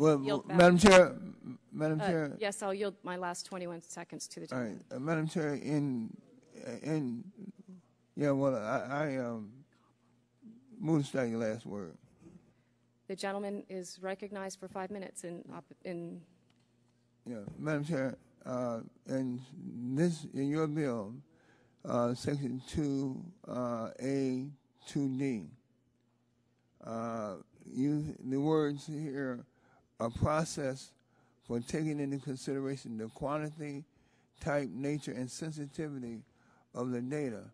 Now, Madam Chair, that infers to me that any information of a sensitive or any data that's sensitive should be included.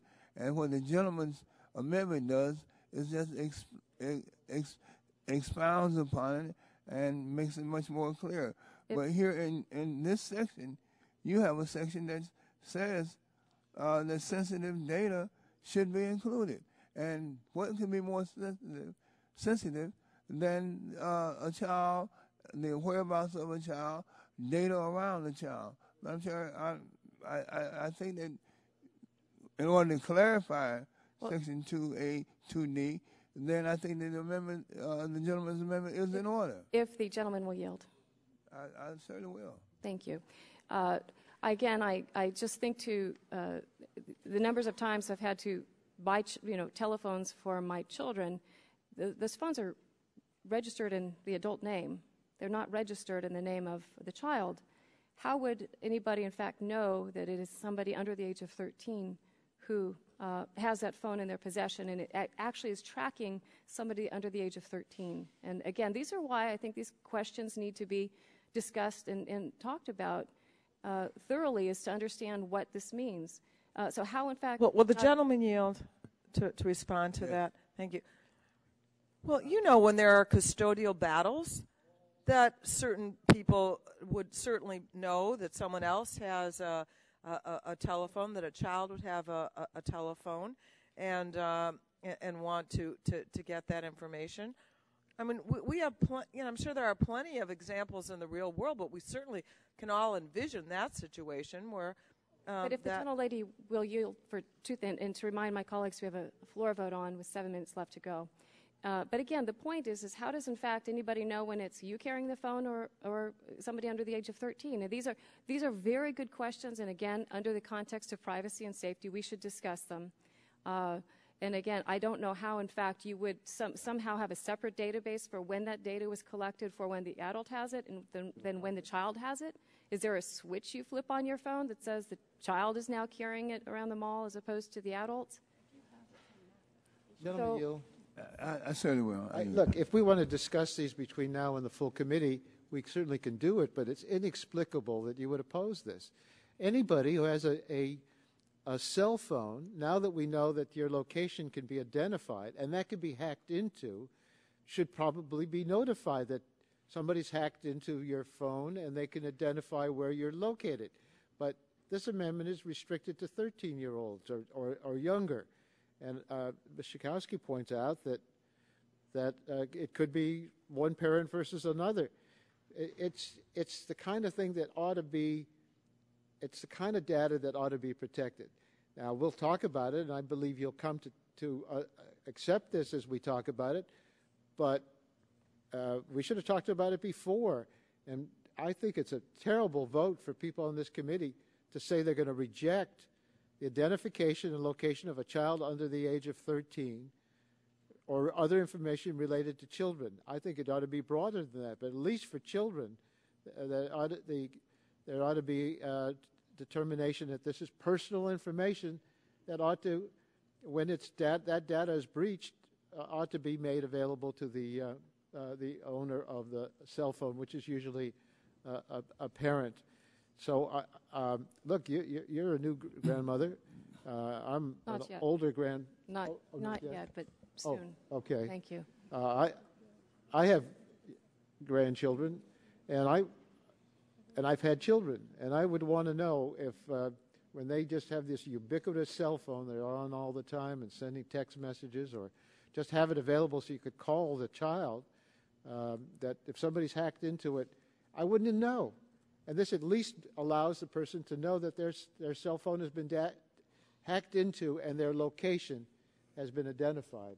I think people have a right to know, certainly when it pertains to children, but I think all people ought to have a right to know if their location is being identified. Is this your time, Mr. Waxman? Would you? That's Mr. Rush's. Can I ask Mr. Waxman a question? The time has expired, and again, I wouldn't be so quick to point that out, but we do have a floor vote pending, and would ask that we continue this markup immediately following the last floor votes. About 1:45, we will continue. So right now, the subcommittee stands. We're not going to vote on this amendment before we go. We're not voting. We'll be happy to put the question. I'm asking. Sure. If they're prepared to vote. All right. All those in favor of the amendment will say aye. Aye. Aye. All those opposed say no. No. Mr. Barton, I voted my aye. back. I voted aye. Okay. Well, the noes have it. Madam Chair, let's have a roll call. Madam Chair, let's have a roll call vote. I only heard one no. It was a very powerful no. That's true. It is. Let's put it on the record. I ask for a roll call vote. I thank all of the gentlemen, and we'll look forward to seeing you back here at 1:45, and the subcommittee will stand in recess until then.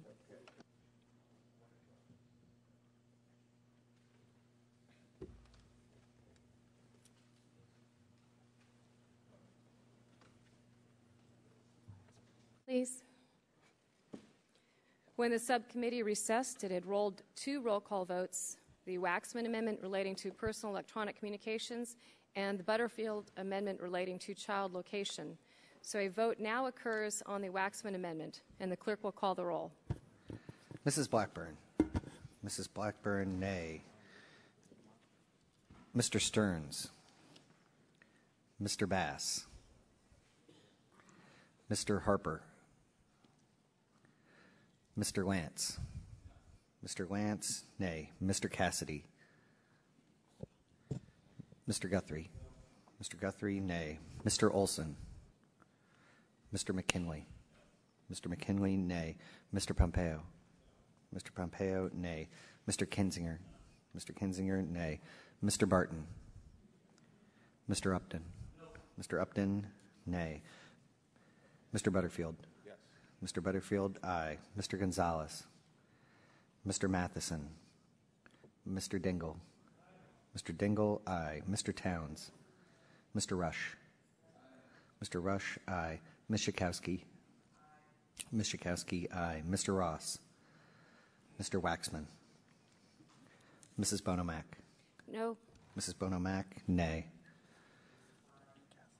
Are there any members wishing to be recorded? Mr. Cassidy, nay. Any other members wishing to be recorded? Yes. Yeah, we can. It is his amendment. Yes.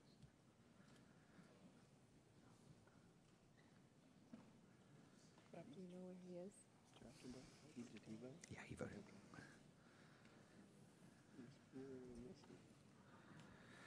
Stearns, Bass, Harper, Olson. Winning it.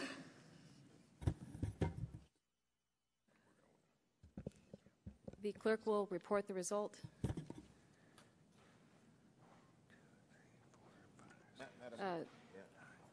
Mr. Waxman, do you wish to be recorded? Mr. Waxman, aye. And Mr. Bass? Mr. Bass, nay. Any other members wishing to be recorded? Seeing none, the clerk will report the result. On that, there were 5 ayes, 10 nays. The vote is 5 ayes and 10 nays, and the amendment is not agreed to. A vote now occurs on the Butterfield amendment. The clerk will call the roll. Mrs. Blackburn. Mrs. Blackburn, nay. Mr. Stearns. Mr. Bass. Mr. Bass, nay. Mr. Harper. Mr. Lance. Mr. Lance, nay. Mr. Cassidy. Mr. Cassidy, nay. Mr. Guthrie. Mr. Guthrie, nay. Mr. Olson. Mr. McKinley. Mr. McKinley, nay. Mr. Pompeo. Mr. Pompeo, nay. Mr. Kinzinger. Mr. Kinzinger, nay. Mr. Barton. Mr. Upton. Mr. Upton, nay. Mr. Butterfield. Aye. Mr. Butterfield, aye. Mr. Gonzalez. Mr. Matheson. Mr. Dingle. Mr. Dingle, aye. Mr. Towns. Mr. Rush. Mr. Rush, aye. Ms. Schakowsky. Mr. Ross. Mr. Waxman. Mr. Waxman, aye. And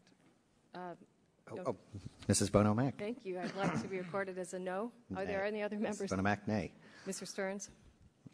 Mr. Stearns, nay. Any other members wishing to be recorded? No, the clerk will report the result.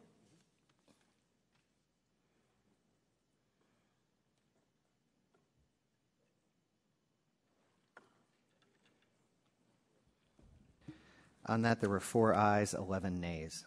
The vote is 4 ayes and 11 nays, and the amendment is not agreed to. Are there further amendments to the bill? Madam Chair. Madam Chair, Mr. Stearns? we have an amendment at the desk. The clerk will report. An amendment by Mr. Stearns of Florida. Without objection, the reading. Oh, Mr. Stearns, which number? It's the data minimization provision bill.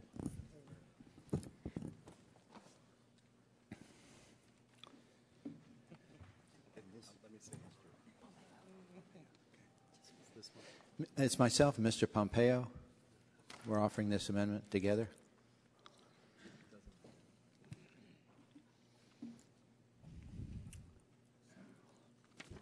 You all set? All right.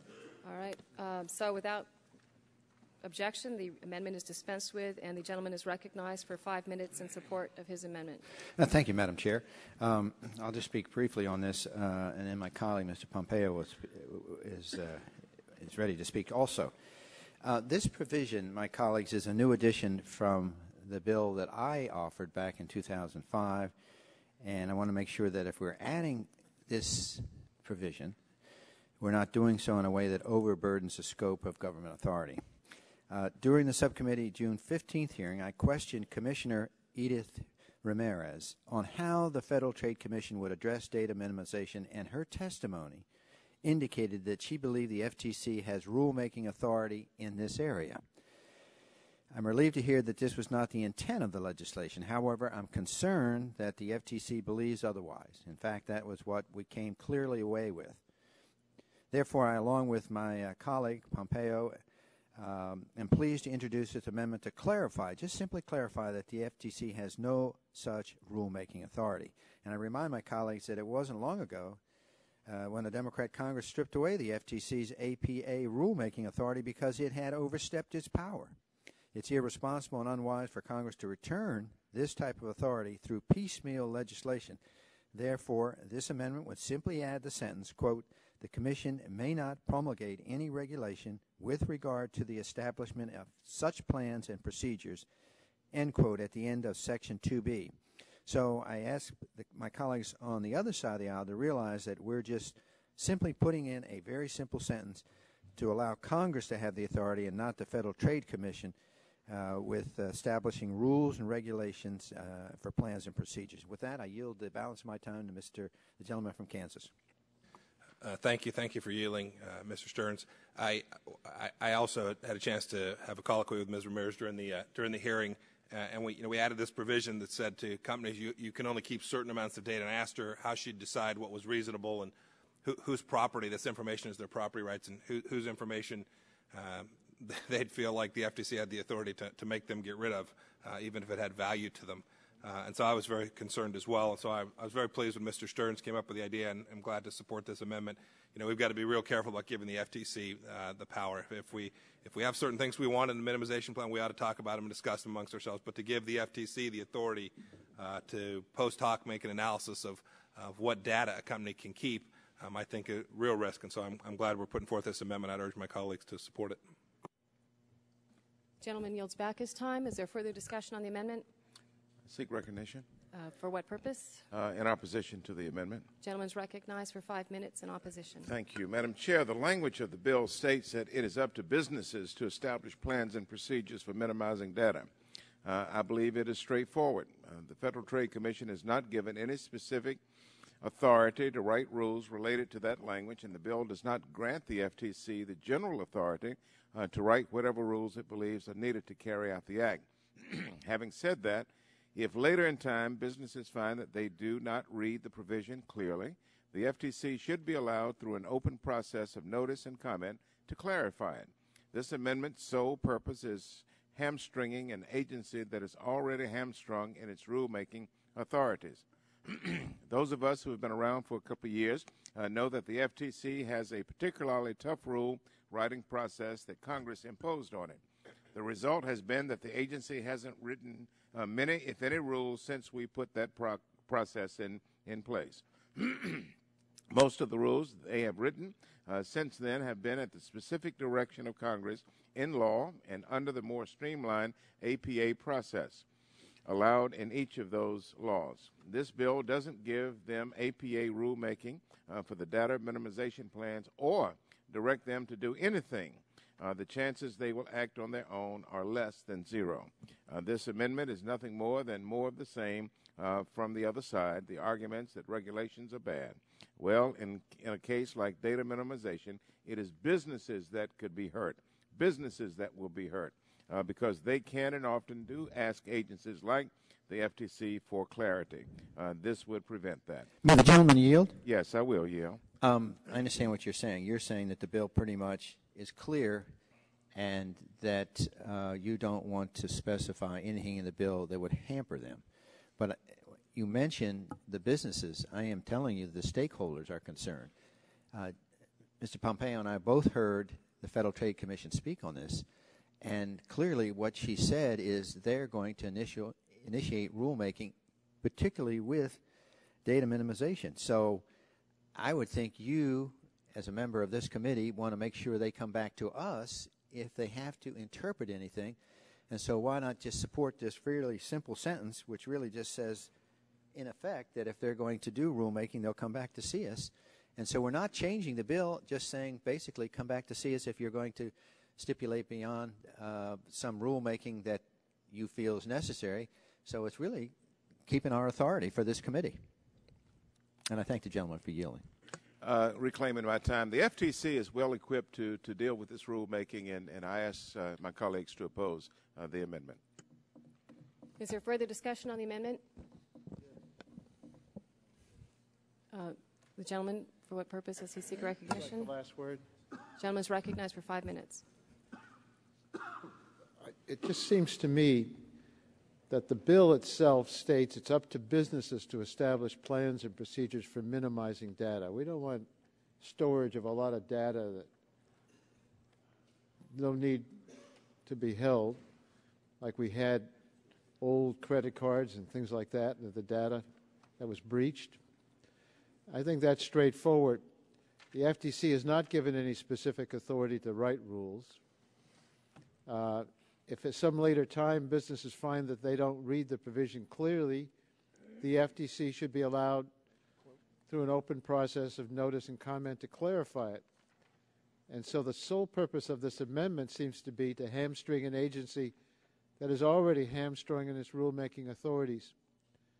So those of us who've been around for a while know that the FTC has a particularly tough rule writing process that Congress imposed on it.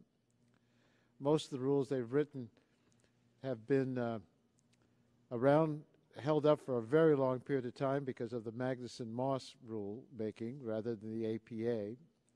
This bill doesn't give them APA rulemaking for the data minimization plans or direct them to do anything here, so the chances they'll act on their own are pretty close to zero. So this amendment is nothing more than more of the same from my colleagues on the other side, the argument that regulations are bad. And I just think that we have a Federal Trade Commission. They develop expertise. When they see problems, they ought to be able to address those problems. If they think that the laws need to be clarified further, they ought to have the ability to do that. So I would join in opposition. Will the gentleman yield? Yes, sure. In your conversation that you just did here, you indicated you don't think the bill gives the FTC rule-making authority. So then if that's true, then why would you object to just a sentence that says they don't have it? Well, I think what... Because basically it's just confirming what you already said. Well, one, I don't like that they don't have it, but two, it's not just the rulemaking, it's the interpretation of the rule at a later time if there's a rule in place, and I think that they ought to be able to deal with that. I thank the gentleman. So I oppose the amendment. Is there further discussion on the amendment? All right. If there's no further discussion, the vote occurs on the amendment. All those in favor shall signify by saying aye. Aye. All those opposed, no. No. The ayes have it, and the amendment is agreed to. Madam Chair? For what the gentleman is recognized? I have an amendment in there. Actually, let's just... Question number 1. Madam Chairman. The gentlelady is recognized. I'd like to reserve a point of order. Point of order is reserved on the amendment. An amendment offered by Mr. Rush of Illinois. We said it was Rush 01. Without objection.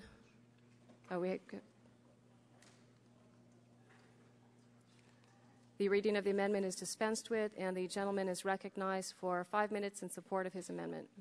Madam Chair, Section 2 of the Secure and Fortify Electronic Data Act would require covered entities under the law to establish and implement reasonable information security policies and procedures. Under the subheading Data Security Requirements, the FTC will be required to adopt regulations prescribing that such security policies apply to the collection, use, sale, other dissemination, and maintenance of personal information. My amendment would make clear that these information security policy regulations are to also apply to offline and paper records, and not just to personal information that is contained in electronic data or to data in electronic form, which is a defined term in Section 5 of the SAFE Act. This amendment will also clarify the zone of federal preemption with respect to state data breach laws. Among the 46 states, the District of Columbia, Puerto Rico, and the Virgin Islands, all of which have data security breach laws, some of those laws will extend to the protection of non-electronic data containing personal information. Another way to say this is that my amendment will make it clear that the scope of Section 2's requirements are similar enough in scope to any state laws that cover personal information found in non-electronic data.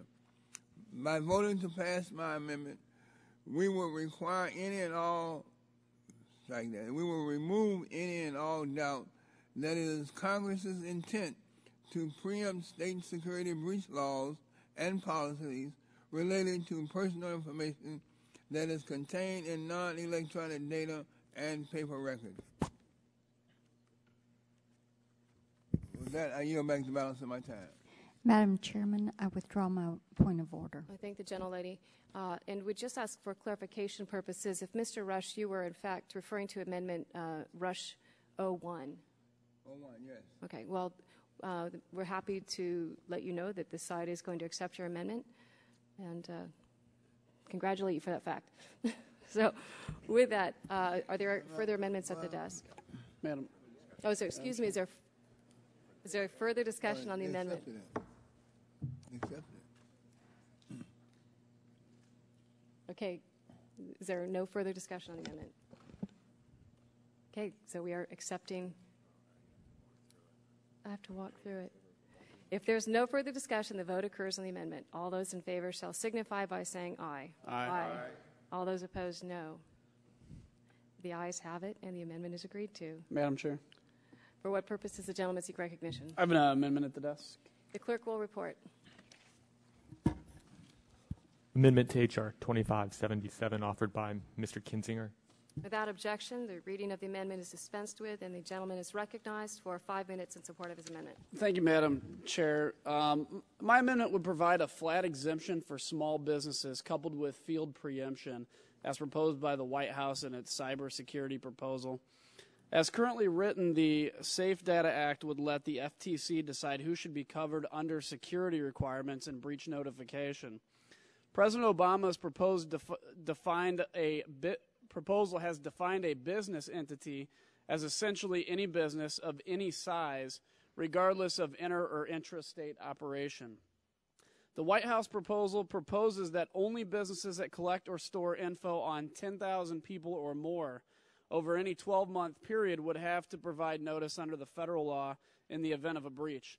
The White House proposal then preempts all laws regarding notice affecting any business entity. The end result is that there are no state notice laws for anyone, and a business must only notice under the federal law if it collects or stores information on more than 10,000 people.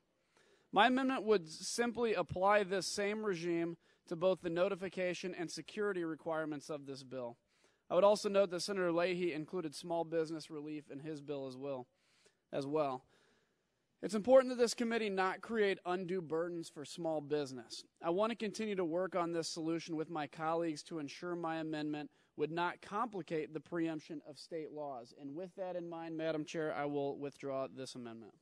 The gentleman withdraws his amendment, and I thank the gentleman and look forward to working with him on that. And at this point, would ask if there are any further amendments to the bill. The amendment is withdrawn. And are there any further amendments to the bill? For what purpose does the gentleman seek recognition? I have an amendment at the desk. The clerk will report the amendment. Amendment to H.R. 2577 offered by Mr. Rush of Illinois. Is that amendment No, 41? I'm sorry. It's Rush 041. Yes, sir. All right. So without objection, the reading of the amendment is dispensed with, and the gentleman is recognized for 5 minutes in support of his amendment. I want to thank you, Madam Chair. Section 5, subsection 7 of the Secure and Fortify Electronic Data Act defines personal information in a manner that excludes the term, quote, public record information.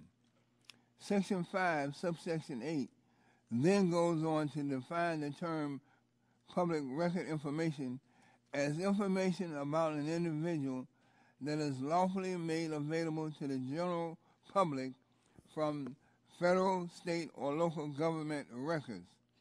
However, Madam Chair, that definition does not contemplate whether the information was acquired legally. With all the recent attention and scrutiny that is being paid to the News Corp phone hacking scandals across the Atlantic Ocean, we have no excuse for not perfecting this provision.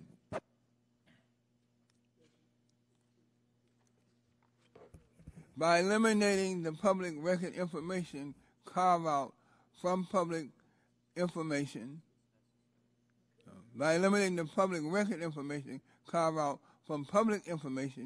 Congress will be stating emphatically that just because personal information can be collected from the public domain does not excuse entities that make it their business to collect and handle personal information to ensure that said information was legally acquired to begin with. The definition of personal information is far too important in this bill for us not to confront this potentially huge exclusion. Madam Chair, with that, I yield back the balance of my time. The gentleman yields back, and the chair will recognize herself for 5 minutes in opposition to the amendment. And just state that in crafting this legislation, we followed the model of California's breach notification law, which was the very first in the nation. That provision explicitly states that the term personal information does not include publicly available information that is lawfully made available to the general public from federal, state, or local government records. And there's plenty of precedent for this exclusion. The FTC's own safeguards rule exclude public records, including information reported in the media. The banking agency's guidance on breach notification also excludes the same information. Additionally, over 20 states have similarly excluded public information.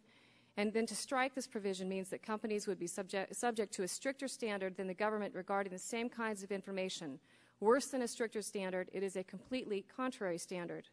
So while governments are mandated to disclose certain information and records, private companies would be mandated to protect the same information and notify consumers when someone accesses this already public information. So with that, I would urge my colleagues to vote against this amendment, and I yield will yield to Mr. Stearns. Yeah, I also want to speak against the amendment. I would say to my colleague, when you go to page 28, what you're basically doing, you want to exclude public record information. But, you know, that's what Zillow's all about. I mean, I can go into Zillow, the web page, and I can find out the real estate values. I can find out what a property sold for. I can go to the appraiser website in my hometown and find this information. And, you know, this is all public information. So I really don't understand why you want to prevent this from... You know, it says such term does not include public record information. I think the average American wants to get this public record information, and it's available today. And I'm just afraid if you did what you're saying, this would change the whole manner of understanding what public records is available, which we all assume we can either get on the internet or we can call our appraiser or we can, you know. So, I mean, explain to me what I just think. I think it's a bad amendment, so I urge my colleagues to vote against it. Well, the gentleman, it's my time, and yes, I will yield. Yeah, I think what you're missing, and I haven't heard anyone address this particular issue, we're talking about information that has not been certified as being illegally gathered. You know, there is information that is illegally obtained. And we want to make sure that the information that's on the that is under the label of public information, that information was legally gathered, and that's what this amendment addresses: the legality of the information. Certainly, we do understand that we're in a changed environment now. since the News Corp scandal. And Will the gentleman yield? Or with I don't have the time. It's not my time. It's my time, and I will gladly yield. Well, if you go on page 29, they've defined what public record information. It says the term public record information means information about an individual that is lawfully made available to the general public through federal, state, or local government. So your understanding or what you just said about illegal information doesn't even apply because the definition is right here on page 29, lines 16 through 20. Yeah, I would just, if the chairman would yield, I would just say there is a difference between being available and obtaining. There's two vast differences in terms of obtaining information and then making information available. I think that a higher standard here is the obtaining of the information, not the availability of it. Right, well, reclaiming my time, I still believe that the California's breach notification law is a good model to begin with, and again, will urge my colleagues to vote against the amendment. Is there further discussion on the amendment? I'd like to speak in favor of the Rush amendment. Gentleman's recognized for 5 minutes. Thank you, Madam Chairman. Mr. Stearns seems to suggest that these are just public records, that they're in the public domain, and therefore they should not be protected in any way. But just because information came from a public record doesn't mean that it isn't personal or sensitive. Data aggregators have your name, they have your Social Security number, they have your address, and a few of the other things this bill suggests are sensitive. And guess what? They also have your divorce records, your bankruptcy filings, your gun licenses, your hunting permits. They've gone all out and collected all of this from every city, county, and state government building that allows this information to be released. But now they've put all of this data in one place, and they don't want to take any responsibility for the damage that could be done to hundreds of millions of people because they put it all in one place. They should not get a free pass. The damage to consumers will be the same no matter where the information originates.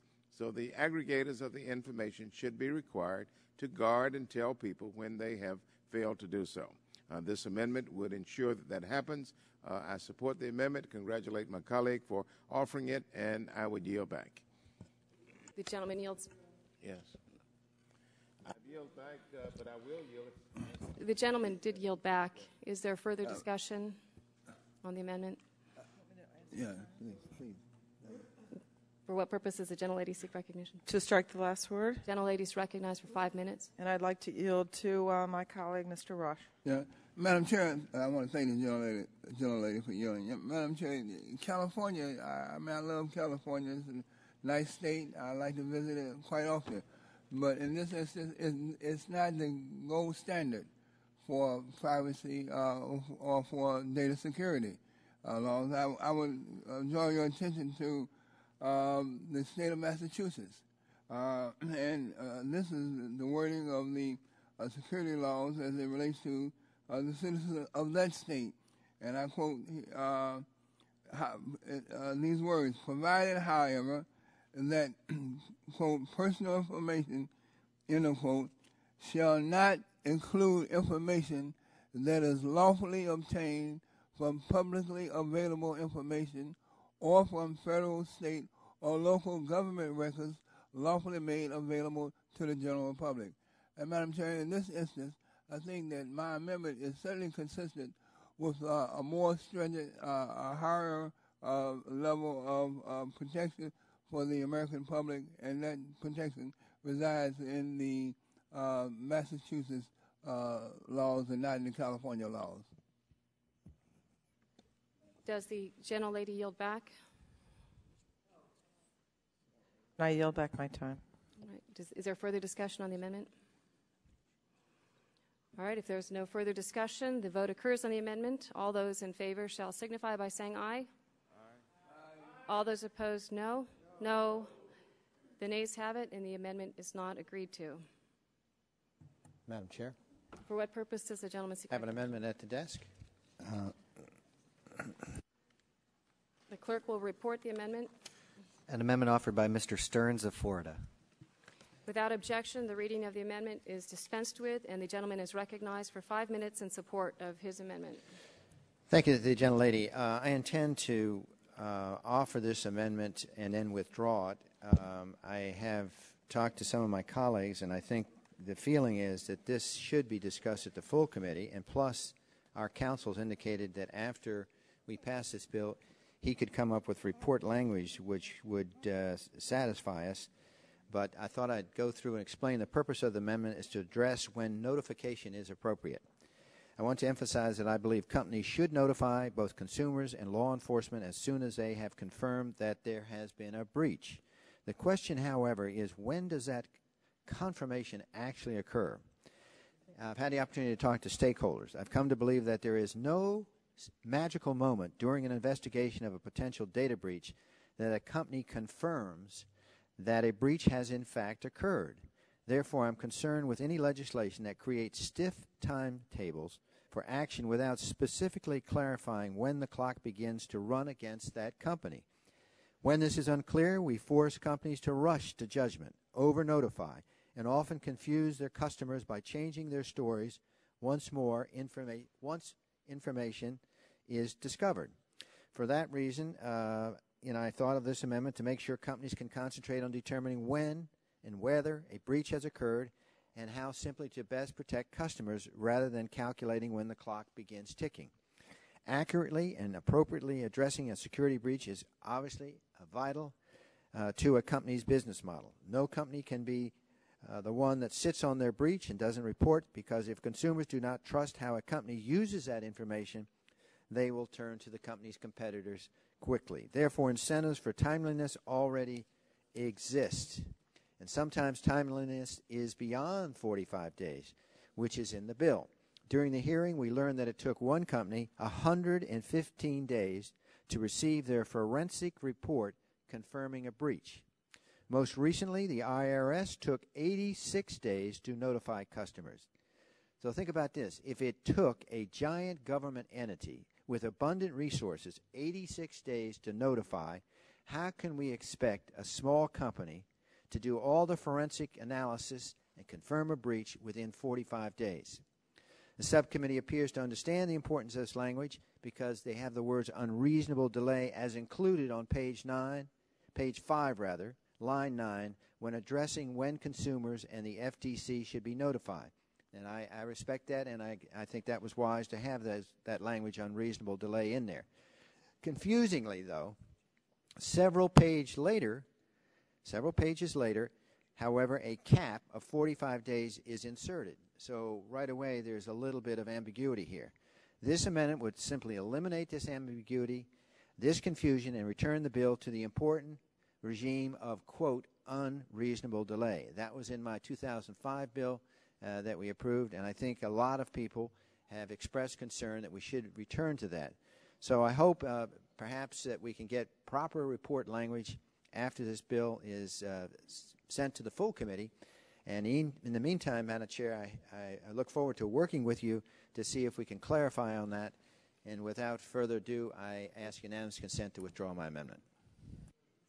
The gentleman withdraws his amendment, and I would just like to speak briefly to it first and congratulate you. I think that's the first time I've ever heard a member use the IRS as a model of efficiency, but you did it. And I just firmly believe in the 45 days. I will continue to work with you on this, but I do believe that it's important consumers do know as quickly as possible.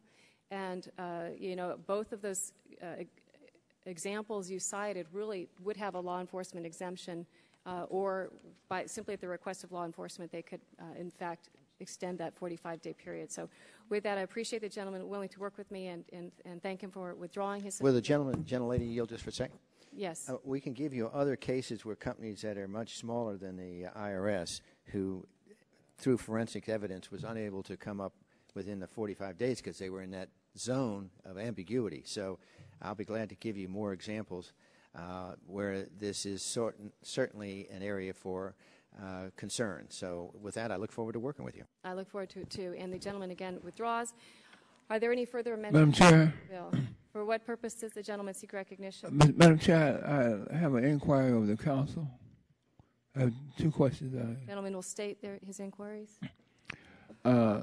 Subsection 3F2 of the SAFE Act does not authorize the FTC to adopt rules pertaining to which security methodologies and technologies would suffice as the basis for legal presumption. I would note that in one part of the subsection, the FTC is authorized to issue guidance. However, on page 18, line 4, the SAFE Act would seem to also authorize the FTC to adopt rules. Is this a drafting error?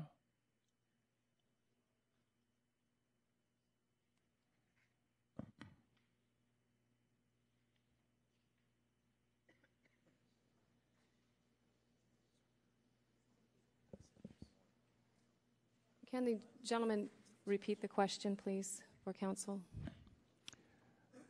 I want to know if subsection 3F2 of the Act does not authorize the FTC to adopt rules pertaining to which security methodologies and technologies would suffice as the basis for a legal presumption.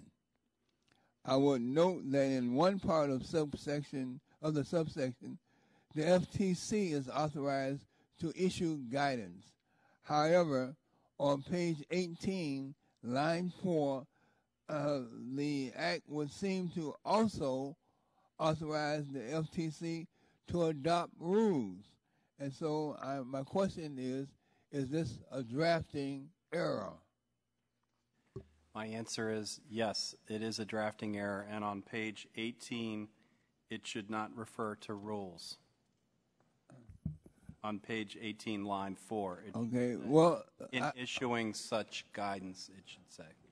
Well, the second part of the...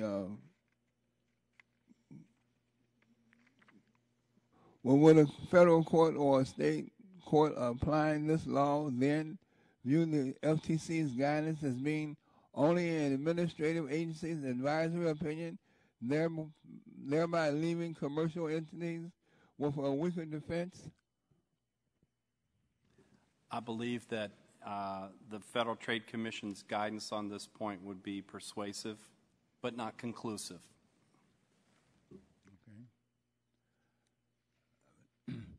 Thank you very much. I have a second question, and that question is, can a, quote, service provider, end of quote, also be a third-party agent? For example, when a service provider offers cloud computing or hosted services, would the service provider fit the, quote, third-party agent, end of quote, definition, which in turn would subject them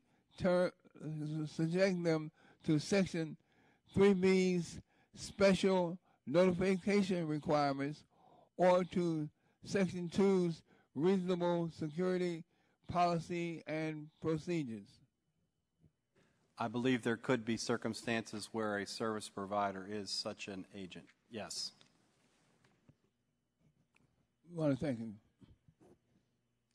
I thank the gentleman. Are there further amendments to the bill? I have. For what purpose does the gentleman seek recognition? The clerk will report the amendment.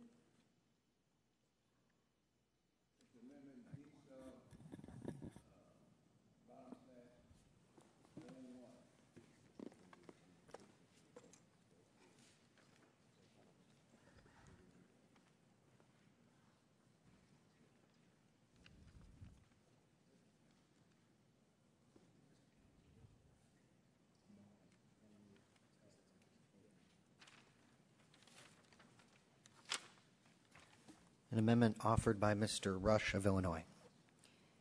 Without objection, the reading of the amendment is dispensed with, and the gentleman is recognized for 5 minutes in support of the amendment.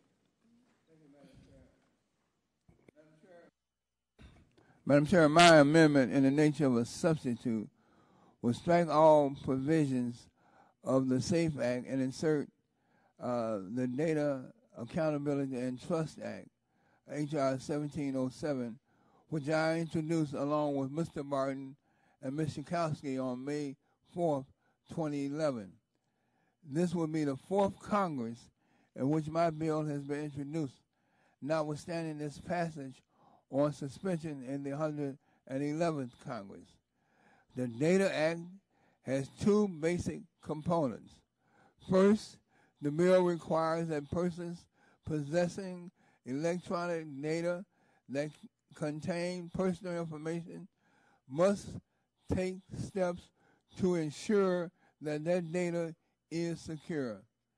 Second, the bill establishes notification procedures that a company must take when a data breach occurs in order to allow affected consumers to protect themselves. As is the case under the SAFE Act, companies would not have to initiate such notices if they determine that, quote, there is no reasonable risk of identity theft, fraud, or other unlawful conduct, end of quote. However, unlike the SAFE Act, H.R. 1707 will also impose special requirements on data brokers, but accommodates other laws that govern how certain data brokers are regulated. With that, Madam Chair, I would ask for support from members of the subcommittee, and I yield back the balance of my time. I thank the gentleman. We'd like to get some clarification, if I might, on whether this is Search 01 or the Substitute 01. Substitute 01. Okay, if we can just ask the clerk to distribute the correct amendment. We don't have it. Okay. So apparently what this amendment does, it strikes and replaces all of this bill with H.R. 2221 as passed the House last Congress. It includes access and correct provision for marketing databases. Is that correct? Madam Chair, I didn't hear you. Is the substitute, the amendment you're speaking to just strikes the bill and replaces it with 2221? Okay. Okay. I like.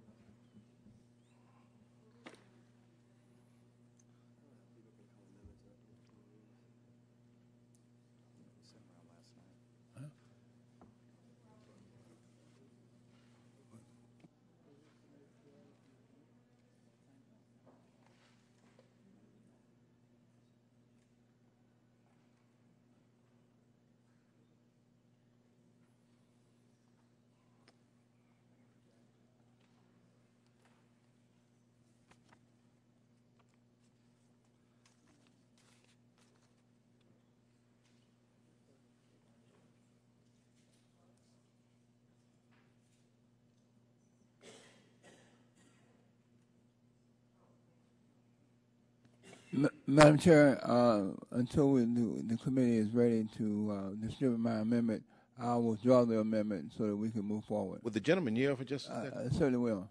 Does your substitute amendment track verbatim what was circulated earlier and what was passed in the last Congress? Yes. Have there been any changes as far as you know? No, it's not as far as I know. Well, I would ask unanimous consent that we proceed with consideration of the substitute. All right. An objection is heard, and the gentleman withholds at this point or withdraws temporarily his amendment until the committee can get it before them. Are there further amendments to the bill? For what purpose does the gentlelady seek recognition? Madam Speaker, I have an amendment at the desk. Thank you. And the number is? The clerk will report. The number Purchases 01. What? Purchases 01. Purchases 01. An amendment offered by Ms. Schakowsky of Illinois. Without objection, the reading of the amendment is dispensed with, and the gentlelady is recognized. Can I reserve a point of order? Point of order is reserved. So the reading of the amendment is dispensed with. The gentlelady is recognized for 5 minutes in support of her amendment.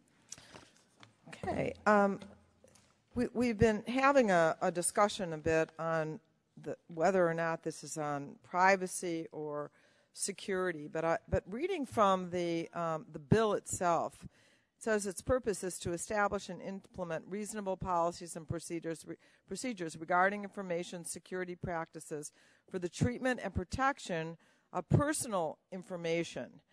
And later it says, taking into consideration data security requirements. Such regulation shall, taking into consideration the quantity, type, nature, and sensitivity of the personal information, require the policies and procedures to include the following. A security policy with respect to the collection, use, sale, and other dissemination and maintenance of such personal information. And that's what my amendment deals with, a particular kind of personal information. And that has to do with a woman's decision to have a baby, whether or not a woman might be carrying a baby, and to whom and when she reveals that information. And those are incredibly personal pieces of information, or according to the bill, sensitive pieces of information. But a woman could unknowingly open herself up to revealing all of this to the world simply by using a frequent shopper or loyalty card at her drugstore or supermarket. These cards allow retailers to keep a record of each and every purchase we make, including over-the-counter drugs such as contraceptives and medical screening devices such as pregnancy tests. But this bill does not require retail to secure any of this information against hackers or any other unauthorized access, because it isn't included in the incredibly narrow universe of, quote, personal information, unquote, covered by this bill. I looked carefully at the definition section. It's very, very limited. Ask any young professional woman what the harm is in information about potential pregnancy getting out at the wrong time, and she will not be at loss for an answer. The denial of a job. It's not uncommon, at least in my experience, to find that young women who were seeking jobs or promotions at a time when they were also in the early stages of their pregnancies will admit to having been afraid to reveal they were pregnant for fear of not getting a job or moving up the organizational ladder. They're likely afraid because they've seen it happen to other women. The scope of personal information covered in this bill needs to be significantly expanded to require retailers to protect this and other sorts of health-related information that they collect and store. My amendment moves this bill in that direction by amending the definition of personal information to include records of an individual's purchases of over-the-counter drugs and devices, including pregnancy tests. The FTC is also given authority to expand the definition of personal information to include other health-related information it determines should be included. And I would urge my colleagues to seriously consider this amendment and to support it. I yield back. Gentlelady yields back. Does the gentleman withdraw his point of order? Is there any further discussion on the amendment? Madam Chairwoman, I'd just like to make a couple comments. This is the same debate we've had for 5 minutes. Over and over on this amendment. Again, it's expanding the FTC's influence over these decisions, and giving them the power that we should be exercising here in Congress. And again, the one thing that the American public says over and over, and I go back home, their number one concern is jobs and the economy. And giving the FTC more authority and create more uncertainty, more regulations, isn't creating jobs, it's hurting jobs. And again, we've proposed all sorts of alternatives over here that address this consideration. And again, some of the things have been said about, personal information, that the things we propose in this bill are untested. It's patently false. It's been tested in 46 states. And the rulemaking process, people say, well, we're taking the rulemaking process away from the FTC. We just want to challenge them to go over, use something, the Magnuson-Ferguson Moss Act, which is much better than the APA because it actually requires an economic effect. Again, we've got to remember the context of what we're dealing in. The American people are concerned about jobs, and we can't pass more regulations, put that burden upon them. We need to create jobs and have common sense regulations. I think this bill strikes a compromise, and I'll oppose the legislation. Yield back. The gentleman yields back. Is there further discussion on the amendment? For what purpose does the gentleman seek recognition? The gentleman's recognized for 5 minutes. The amendment says that if they keep a track of your over-the-counter drugs, and that's hacked into, you have to be informed of that information. Now, if I could ask counsel a question. Counsel, I hate to interrupt you, but I want to ask you a question. Doesn't this bill preempt the state laws on the subject? The bill does contain preemption provisions. California has a law that says that your health information, such as prescription drugs, over-the-counter drugs, as well as other health information, is confidential. Would this law be preempted? I think that would call for some detailed analysis. It is. If California law said that if you're hacked into, if there's a database that's hacked into that says somebody's gotten pharmaceutical over-the-counter drugs, that has to be protected. Now, if this amendment's not adopted, that wouldn't be protected, but the state law would be overturned. Am I correct? I think it would call for fine analysis. The preemption provision that is in this bill is not a field preemption provision which automatically wipes out all state laws on the subject. So I'm not... You don't know for sure? I'm not sure. Okay. Well, I'm afraid it might.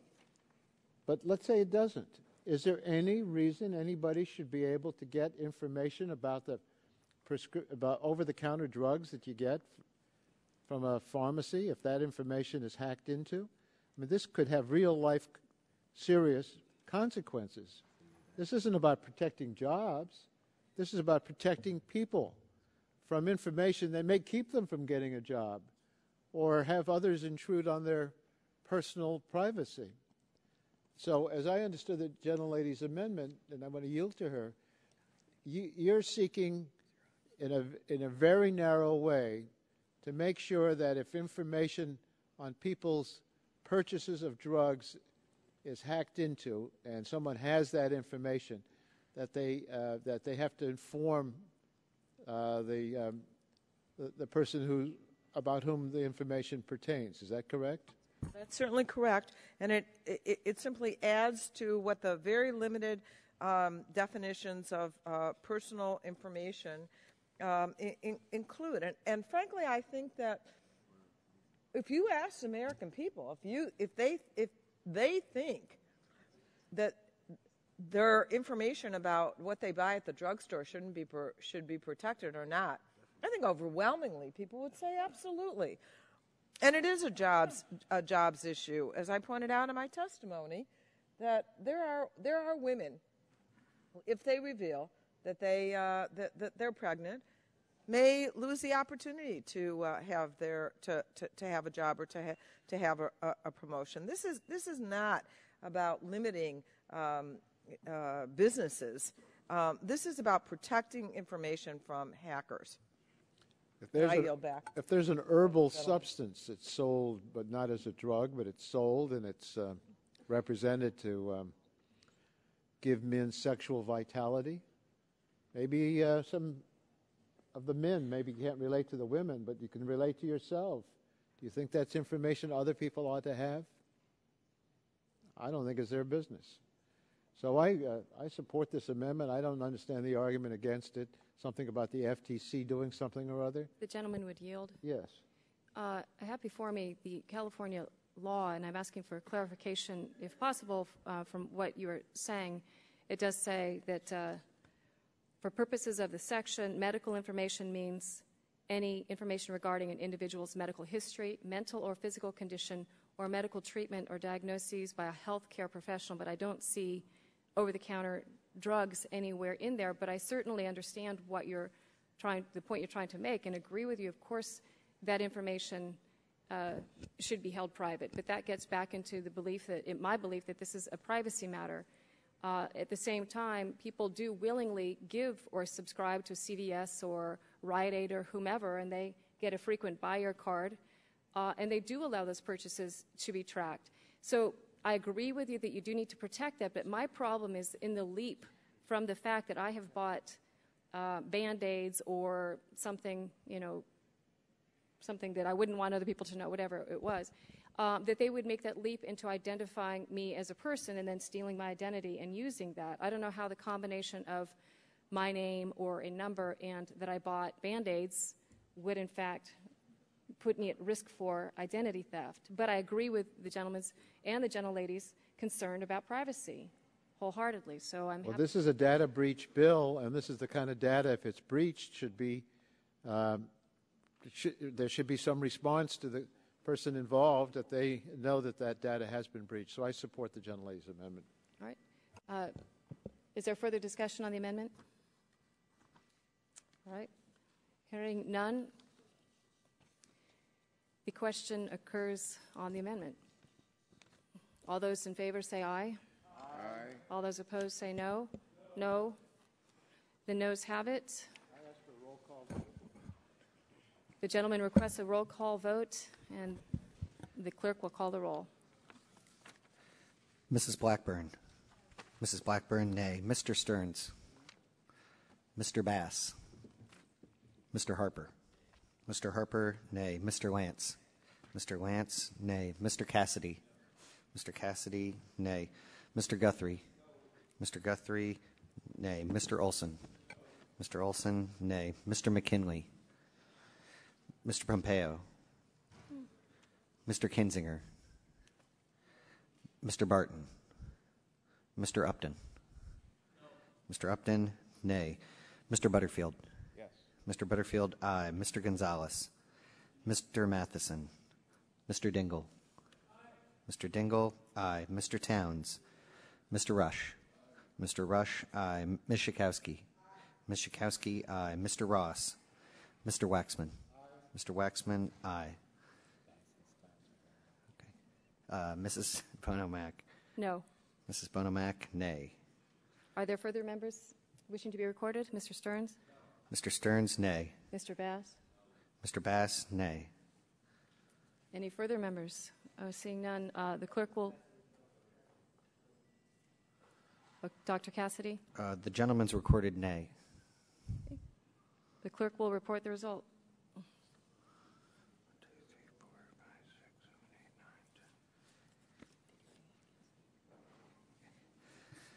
On that, there were 5 ayes, 10 nays. How is Mr. Ross recorded? The gentleman is not recorded. Mr. Ross? Mr. Ross, aye. And seeing any other members wishing to be recorded? Seeing none, the clerk will report. On that, there were 6 ayes, 10 nays. All right. It was 6 ayes and 10 noes. The amendment is not agreed to. Are there further amendments? For what purpose does the gentleman? What is it? Searches 1, I've been told, is the identifier. Madam Chairman, reserve a point of order. The clerk will report the amendment.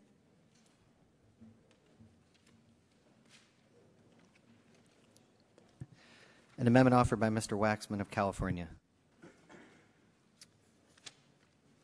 Okay, the gentlelady reserves a point of order, and without objection, the reading... Well, I'd like to have it read. It's very short, and I think it's very self-explanatory, although I'll take some time to explain it further, but let's hear it read. Clerk will read. Page 28, line 2, strike definition and insert in general. Page 28, after line 16, insert the following. B, certain online searches. The term personal information also includes records of online searches for health or disease-related information by individuals and other health-related information that the Commission determines should be included in the definition of personal information. Page 28, line 17, strike B and insert C. Page 28, line 19, strike C and insert D. Madam Chair, if I can be recognized on this Gentleman is amendment. recognized for I 5 can't minutes. think of any category of information that's more personal than information about our health.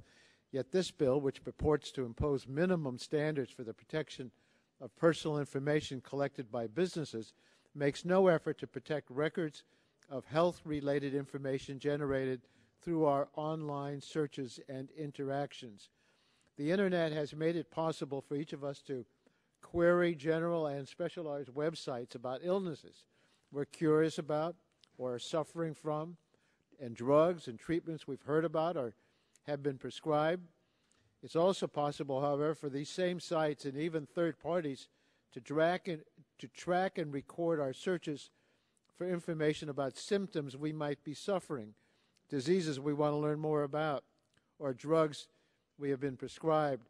If anyone is going to keep this information about us, they should have some minimum obligation to protect it from unauthorized access and to tell us when security measures have failed to protect this information.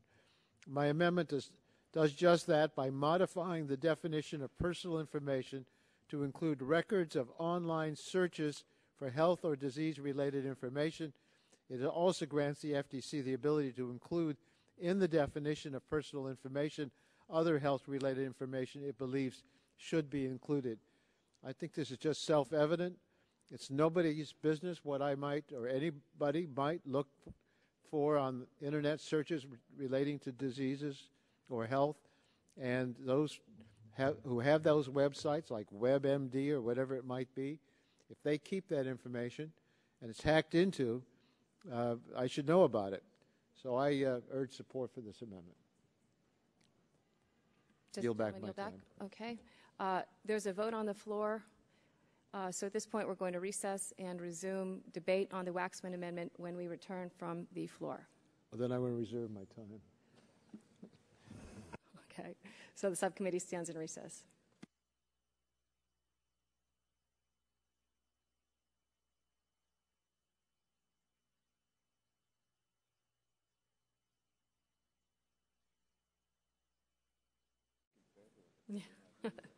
All those people who, Cheryl will recognize herself for 5 minutes in opposition to the amendment. And again, say to my colleague that I certainly understand what he's trying to do, and I look forward to broader discussions about the privacy topic. And with that, I just will encourage my colleagues to vote against the Waxman Amendment. Yield. There's something would you yield to me? Yes, I will yield. I don't understand when you're talking about the piracy. That's a separate bill, Privacy. isn't it? I'm sorry. Privacy, right. Although I like working with you on piracy. But when you talk about privacy, you're talking about a different bill than this. Yes, that's correct. Okay. We've had hearings. We hope to have more hearings. I think the hearing that we had last week was very informative. I believe the gentleman participated. And as I was saying to you earlier, I believe that there's a lot that still has to be discussed and a lot of confusion that has to be clarified on both sides of the aisle, and that it really matters for the future of technology and the jobs that we're all talking about. And I really think that privacy is incredibly important, and I would look forward to working with you on Well, I agree with you if you yield to me further. I absolutely agree with you. I look forward to working on that bill. But we do have this bill, and this bill is to protect data. And what I was trying to do by this amendment is to keep people from getting data that has been aggregated, that has been personalized as well, that should be kept private. And if it's not kept private, then people ought to be able to know about it. And if the gentleman will Sure. yield back, again, it just goes to me, if data is compiled and you have two columns in a database and you have to put those two together to try to create a person and steal their identity, you're not going to be able to do that with some of the information that you're speaking to. And to me, it speaks of privacy. And as I said earlier to the gentleman, privacy is something that I care deeply about. And I know quite a few members on this side of the aisle care a lot about privacy and are very invested in these hearings. And I look forward to your participation. And I do believe that your amendments that you've offered today will be sort of a great guiding path with the privacy discussions as we move forward. And I Generally, if you'll further. Privacy, I usually think of as what information people can gather about you. But here we're talking about information that's already been collected, and whether that information, once it goes into somebody else's hands improperly through some kind of hacking of the system, whether you should be informed about it. So I just think that they're related, but they're not exactly the same thing. I thank the gentleman, and I agree with you on that point. And again, reclaiming my time, I urge a no vote on the Waxman amendment, and I yield back my time and look to see if there are any other members who wish to speak on the amendment. And seeing none, at this point,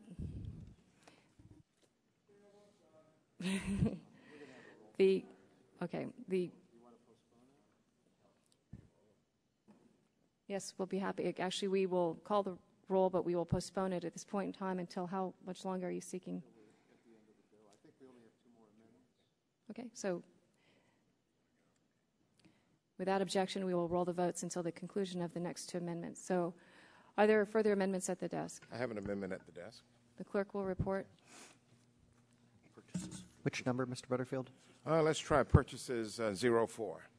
An amendment offered by Mr. Butterfield of North Carolina. Without objection, the reading of the bill is dispensed with, and the gentleman is recognized for 5 minutes on his bill. I thank the chairman. Madam Chairman, this amendment would change the definition of personal information to include records of books and video purchases. Essentially, the effect would be that businesses holding records of book and video purchases would have to secure that information to prevent breaches and notify customers if that information is breached. In the late 1980s, Congress passed the Video Privacy Protection Act to prevent video stores from knowingly disclosing rental records. It did this after the video rental records of President Reagan's failed Supreme Court nominee, Bob Bork, were disclosed to and printed in a newspaper. Congress recognized at that time that the things we watch can say something about us and can potentially be used to embarrass or humiliate us, which is why a newspaper printed those personal records of Judge Bork. The same is true of the books that we read today. However, this bill doesn't consider records kept about the books and videos we have purchased to be personal information, so there's no obligation to protect these records from hacks and other unauthorized access. There's also no obligation to tell me if someone steals this information from whoever was accumulating it. History shows that we previously believed this information to be personal and that its release can cause significant harm. I think it makes good sense to protect this information here too, not just when it is knowingly disclosed. So I urge my colleagues to support this amendment. Is there further discussion on the amendment? I will yield, Mr. Waxman. Since you do have time, it's such a simple amendment. It says that records of an individual's purchases and rentals of books and videos and other records of consumer purchases or rentals that the Commission determines should be included in the definition of personal information. This is different than privacy. Privacy would be whether they can get the information about what books you get online or videos you check out online. That's a question of privacy, whether they could get this information. But when you go to Amazon.com and you order books, they have a record of your books. If you go to Netflix, they have a record of your videos. And they have the record. It's not a question of whether they can keep that information or not. They have it. But then the issue gets to be the data and whether when that data is breached, whether the person whose data is affected has the right to know about it. And we even have a law that was adopted by the Congress as a result of the Supreme Court nominee whose videos records were released. This was for Clarence Thomas, and we said, that's outrageous. Why should anybody know what videos he checks out at a video store? Well, that's right. It's nobody's business. But if you check online at a video service, why should anybody else be able to get that information if they hack into Netflix.com or some other source? So I don't know why anybody would object to defining personal information to include records of individual purchases of books and videos and other consumer purchase. So I just think it makes a lot of sense. I can't see an argument against it. I want to join you in urging our colleagues to support it. I thank the gentleman for supporting the amendment. And as the gentleman said, this is so simple. Book purchases, video purchases. We want to protect those and make those secure. Thank you, Mr. Waxman. I yield back. Madam Chairman. For what purpose does the gentleman seek recognition? Strike the last word. Madam Chairman, if I can ask your indulgence for just a moment, I want to clarify that I offered purchases 2 and not purchases 1. I thank the gentleman. Thank you. Okay. I yield back. And the chair now recognizes the gentleman from New Hampshire for 5 minutes. Thank you, Madam Chairman, and I won't take anywhere near 5 minutes. I have respect for many of the amendments that have been offered by my colleagues on the other side of the aisle, but I don't know where this ends. This is a financial harm, financially, at least as I understand it, related bill relating to identity theft. I am as concerned as anyone else about the use of data that might be damaging, especially if you don't know where it's going and what's happening. But this is, I mean, at some point, we're going to try to include every single commercial transaction that ever occurs. And now we're down, if you will, to video rentals and I don't know what else. Books. If you read a book, you're going to have some regulation concerning that. And this whole discussion belongs, I think, in a different venue. And I appreciate the line of debate here, but this kind of an amendment at this level, I think, is inappropriate in the context of the mission and purpose of this bill. So I oppose the amendment and yield back. Gentlemen, yield to me. What do you think is the purpose of the bill? I think the purpose of the bill is to protect consumers from financial harm, financial fraud. I think that there is a legitimate debate that we could have about some of the earlier amendments that you proposed, especially the first one. And we may have an opportunity to talk about that. But at some point, I could draft an amendment that would broaden the scope of this legislation to include parking meter information or bus tokens or subway tickets or I don't know. Well, certainly you can distinguish between that and your medical records. This bill, I don't think this amendment relates to medical records. This is an amendment that relates to individual purchases. But you were willing. My discussion of this amendment related to whether or not it was appropriate to include books and videos and purchases and rentals in a bill which I thought or recalled had been primarily focused on data security relating to Social Security records, credit card numbers, and so forth. I just see this. My friend from California understand that there may be a legitimate reason to be concerned about this, but is this really relevant, or is this a digression? Well, if the gentleman would yield. Certainly. We're talking about data breaches, where the information about you has already been gathered and it's stored, and someone is able to breach that and get into it. And if the people holding that data know that there has been a breach, you would agree they ought to inform you on your financial matters, but why shouldn't they have to inform you about your personal health matters that when that has been breached? Well, fair enough. I certainly understand your point, but it's a much larger issue that I do not believe should be a part of an internal part of this legislation, especially at this level. If the gentleman would yield. Certainly. The gentlelady from Tennessee. I appreciate the gentleman yielding, and I would just point my colleagues' attention to the second part of this amendment, line 4 after the comma. And other records of consumer purchases or rentals that the Commission determines should be included in the definition of personal information. Well, we made a decision in the first amendment that was offered, Mr. Olson's amendment, where we said we were not going to give this rulemaking authority. We were not going to have them have that APA rulemaking authority. It is for Congress to make that decision. So while we may want to say that this is just about books and videos, I think the overreach is contained in lines 5, 6, and 7 of the amendment, and I encourage my colleagues to vote no. Would the gentleman Bill from back. New Hampshire yield to me? I could see your argument. I don't agree with it, but I could see your argument that this bill is about financial matters that are data that's breached, and you don't want to go beyond it into these other personal matters. But this bill that's before us preempts states from dealing with that. So if your state of New Hampshire wants to say that your health information, if that information has been breached, you are entitled to be informed about it.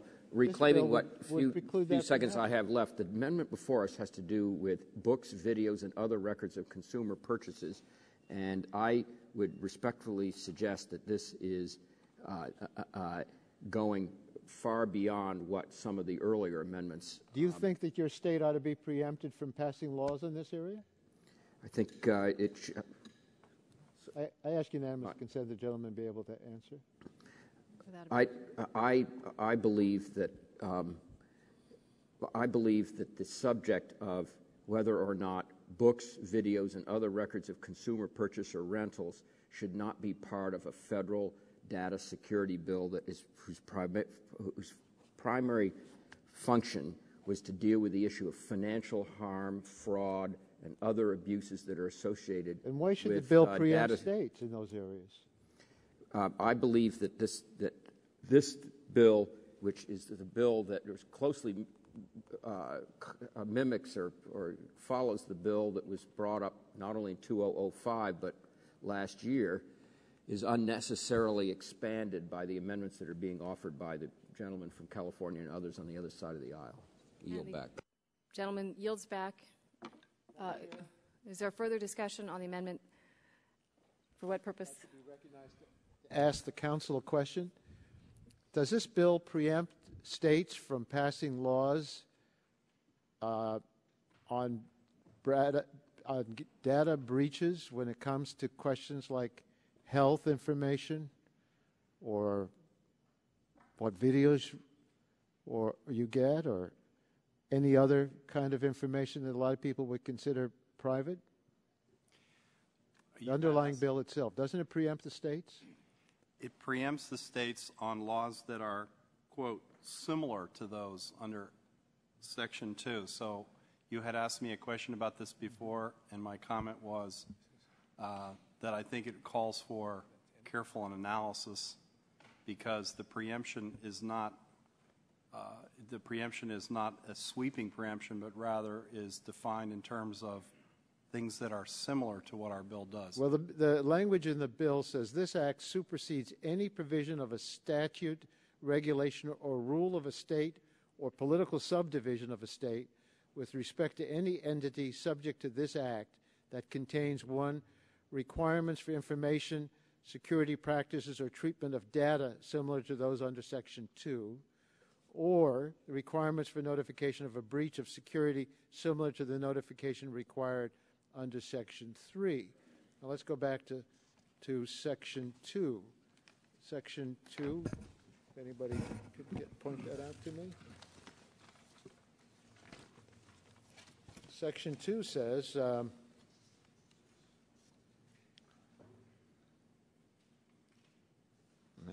don't think that's it. Such regulation shall take into consideration a security policy with respect to the collection, use, sale, or other dissemination and maintenance of such personal information. And then, of course, we're defining what personal information is. The bill, council, defines personal information with regard to financial issues only. Is that your understanding? It could be interpreted that similar would confine this preemption to provisions that are similar in scope and content to the ones that are in our bill. The preemption talks about data. Data is pretty broad, isn't it? But the term similar, I interpret as modifying statute, regulation, or rule of a state that is similar to those under Section 2. And Section 2 says anything that's considered personal, corrective actions. Such regulations consideration of the quantity, type, nature, and sensitivity of the personal information. I just don't see what is the reason for preemption? The reason for preemption is to avoid the states regulating in the same area as the federal government. Well, the way I read this is we're not regulating at the federal level a lot of data that's breached. We're not regulating that at the federal level, and then we're telling the states, don't you regulate it either. And I don't see the reason for that, and I just want to point that out to my colleagues. Yield back. Madam Chairman. The gentleman yields back. For what purpose does the gentlelady seek recognition? Move to strike the last word for the purpose of asking counsel a question. Gentlelady's recognized for 5 minutes. Counsel, my question is this. Are there any states that use video, book, these type purchases as personally identifiable information? Is there any state that uses this for PII?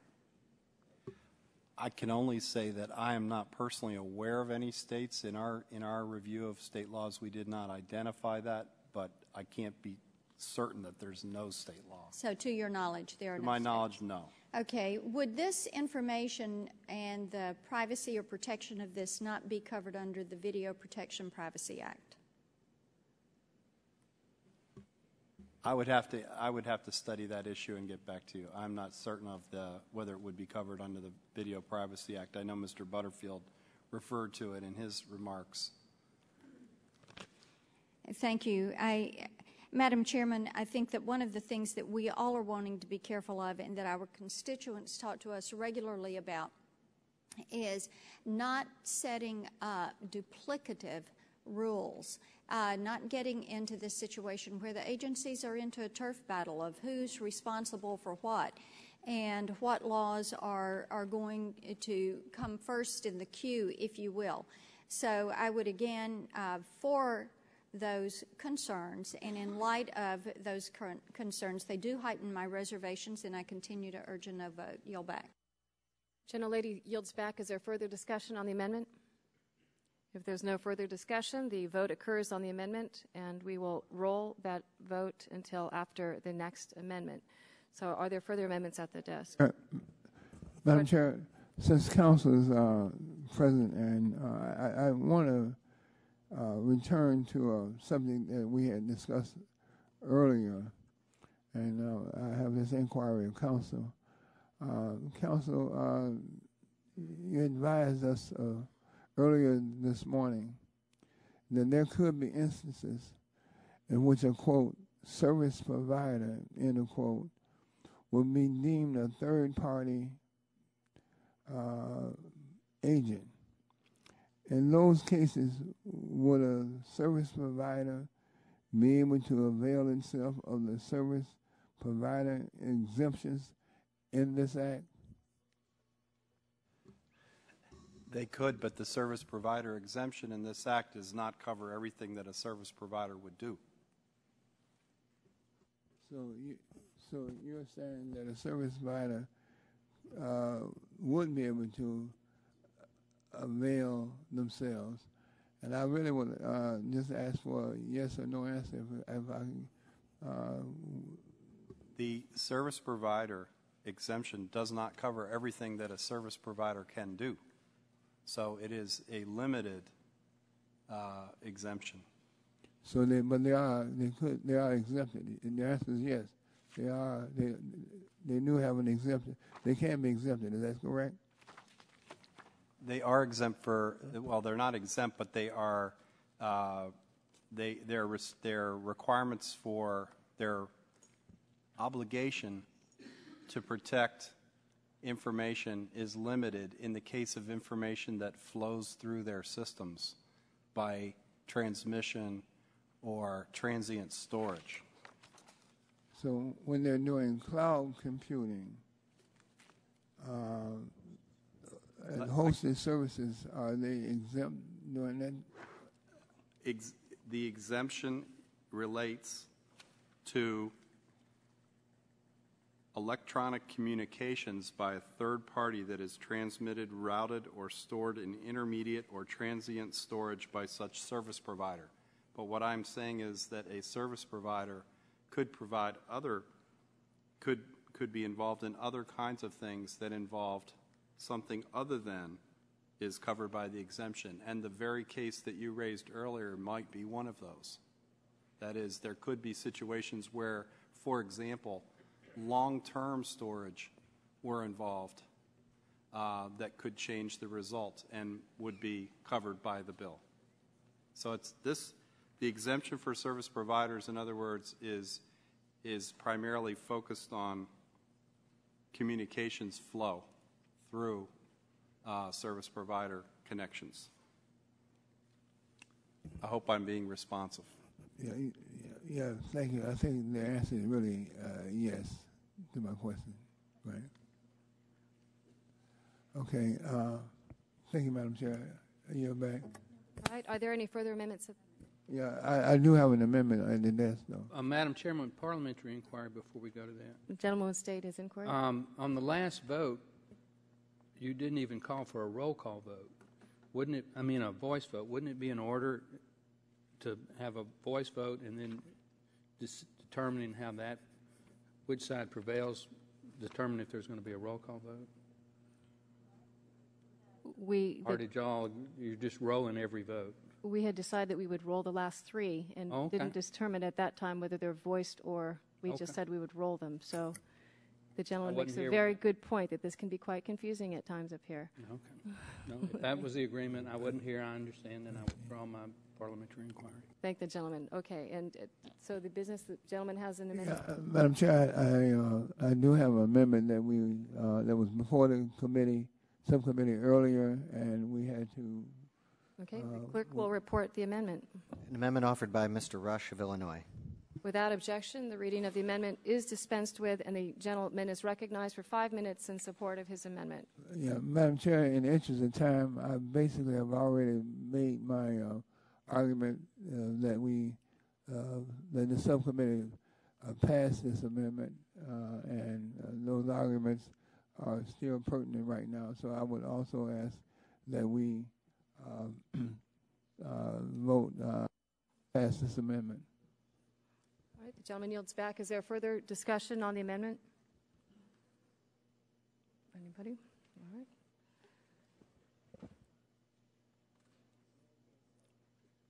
The chair will recognize herself for a brief response in opposition to the amendment. And again, thank the gentleman for his leadership and his knowledge on this issue that has percolated through Congress for many years, and also to my colleague from Florida. They've worked hard on this issue, and just say that replacing this bill by going backwards is not a step forward, and that I do believe that there have been changes. The bill that we have, for example, includes nonprofit entities. It does a whole host of things that are improvements, and I do believe that I've repeatedly said and others have said between today's markup and full committee, we can continue to work together to address all of the concerns. And with that, I will just urge a no vote from my colleagues. Madam Chair, I'm wondering if I could strike the last word. I'll yield back my time. The gentlelady is recognized for 5 minutes. Thank you. As many of us remember, last Congress, Mr. Rush, along with a bipartisan group of members from this committee, introduced H.R. 2221, the Data Accountability and Trust Act. And that piece of legislation was a consensus product that passed through the subcommittee, the full committee, and the full House, all by voice votes. Months of stakeholder meetings and staff discussions and tough compromises preceded its passage. While the Senate did not act on the bill, it was not for lack of support in the House on both sides of the aisle. The Safe Data Act departs from H.R. 2221 in many crucial ways. It was created essentially by one side of the aisle. The FTC, FCC, and NTIA all oppose it.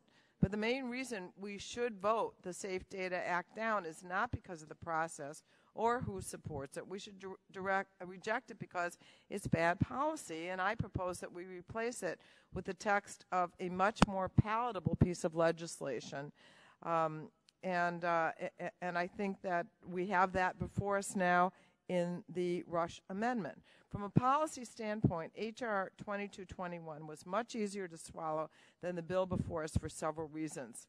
First, the FTC had the ability to modify the definition of, quote, personal information, unquote, without undue burden. This permitted the House to pass the bill knowing that as time went on, the definition of personal information could be kept up to date through the rulemaking process. Future regulators would not be boxed in, left only capable of enforcing the law for what was considered, quote, personal information in 2005. The Safe Data Act, by contrast, would force the FTC to reach such a high bar for non-interference with technological innovation and commerce as to render it completely unable to ever alter the definition of personal information. Second, H.R. 2221 included a section of special requirements for information brokers, those third-party entities whose business is to collect, assemble, or maintain personal information. Information brokers are at the center of the market for America's personal data, often possessing hundreds of data points on each of us, including demographic, financial, and even medical information. If information is stolen from them, it is likely to be more sensitive and comprehensive than if taken from other entities. Moreover, if information brokers possess inaccurate data, it is likely to reach farther and to be sold to more entities than if inaccuracies exist in the databases of other types of companies. Under H.R. 2221, information brokers were required to submit their security policies to FTC review, permit FTC audits of their security practices if they experienced a breach, and provide certain access and correction rights to consumers. By contrast, the Safe Data Act has no special requirements for information brokers, having completely stripped out that section of the bill. And third, H.R. 2221 created only targeted exemptions for the breach of public record information. That legislation differentiated public record information from other personal data for only two reasons. One, so that if the consumer found a record of theirs that needed to be corrected and the source of this information was the public record, the data holder only was required to refer the consumer to the source of the information and, if reasonably available, to where a request for correction may be directed. And two, for the purposes of the affirmative defense against enforcement under the breach notification requirements, not the data security requirements. By contrast, the Safe Data Act completely exempts public record information from coverage, leaving consumers vulnerable to identity theft, fraud, and other serious acts. These three areas best exemplify why the text of H.R. 2221 is preferable to the bill before us today, but they are not the only ones, and I encourage my colleagues to remember the bill we produced last year and urge them to move the text of H.R. 2221 forward rather than the seriously flawed and partisan Safe Data Act before us today, and I yield back. Is there further discussion on the amendment? For what purpose does the gentleman seek recognition? The gentleman is recognized for 5 minutes. The bill that was passed last year protected personal information, and personal information was more broadly defined than what we see in this bill, as I understand it. So, thanks. Under the current bill, the underlying bill, most personal information stored online or on company databases are not protected. They're just not protected. What is protected under the bill itself is your first name, your last name, your address, phone number, Social Security number, driver's license, military identification, financial account number, credit or debit card number, any required security codes to access that. Does not include public records. So as I read this, if we're trying to protect people's financial well-being, you can protect access to your account, but if somebody hacked your credit card account, you're not entitled to be informed about the hacking of what they got, the information they got from your credit card. Only if they got your security code, access code, or password. And similarly, when we talk about the term personal information, you have personal emails. So if that's taken, then there's no requirement to inform you of that. We talked about videos and books and other consumer purchases. But how about purchases for over-the-counter drugs? That's a commercial kind of activity. Over-the-counter drugs could include pregnancy tests. That's not protected. You could say it's not a financial record, but on the other hand, it's personal information. And if there's a breach of that personal information, you should be informed of it. The other area where we talk about definition of personal information in last year's bill, it's been narrowed. It's been narrowed beyond recognition. The bill retains provisions that preempt state laws, and if we're going to preempt the state laws, we ought to have a strong federal one, but this bill eliminates a lot of state consumer protections without putting equivalent or stronger federal protections in place. So what we have is a term, personal information, and personal information is defined only in terms of what's spelled out in the bill. Not your email accounts, but maybe your password. Not your financial records, but only your access numbers to get to that financial information. And if somebody got through and got that information, I can't see why we wouldn't want to have that data breach as something for which you would be informed that someone has breached the data that's been stored in these records. So I support the proposal to go back to last year's bill. It passed unanimously, yield? And it ought to be acceptable now. I certainly yield. I thank the gentleman. A question for counsel. Can you please tell me the differences between 2577 and then the substitute bill other than public records as far as identifying PII? The definition of personal information, what's defined as personal information by the bill, is identical between the two bills. I yield back to Well, let me ask counsel further on. But we have more specific identifications. Was that in the previous bill? If you look at the language in this bill, definition, the term personal information means, and you go through all of this, but then beyond that, it says the commission may, by rule promulgated under 553 of U.S. Code, modify the definition of personal information to the extent such modification is necessary to accomplish the purpose of such section as a result of changes in technology or practices and will not unreasonably impede technological advances. Term access or acquisition of the additional data elements in the breach of security would create an unreasonable risk of identity theft, fraud, or other unlawful conduct that such modification will not unreasonably impede.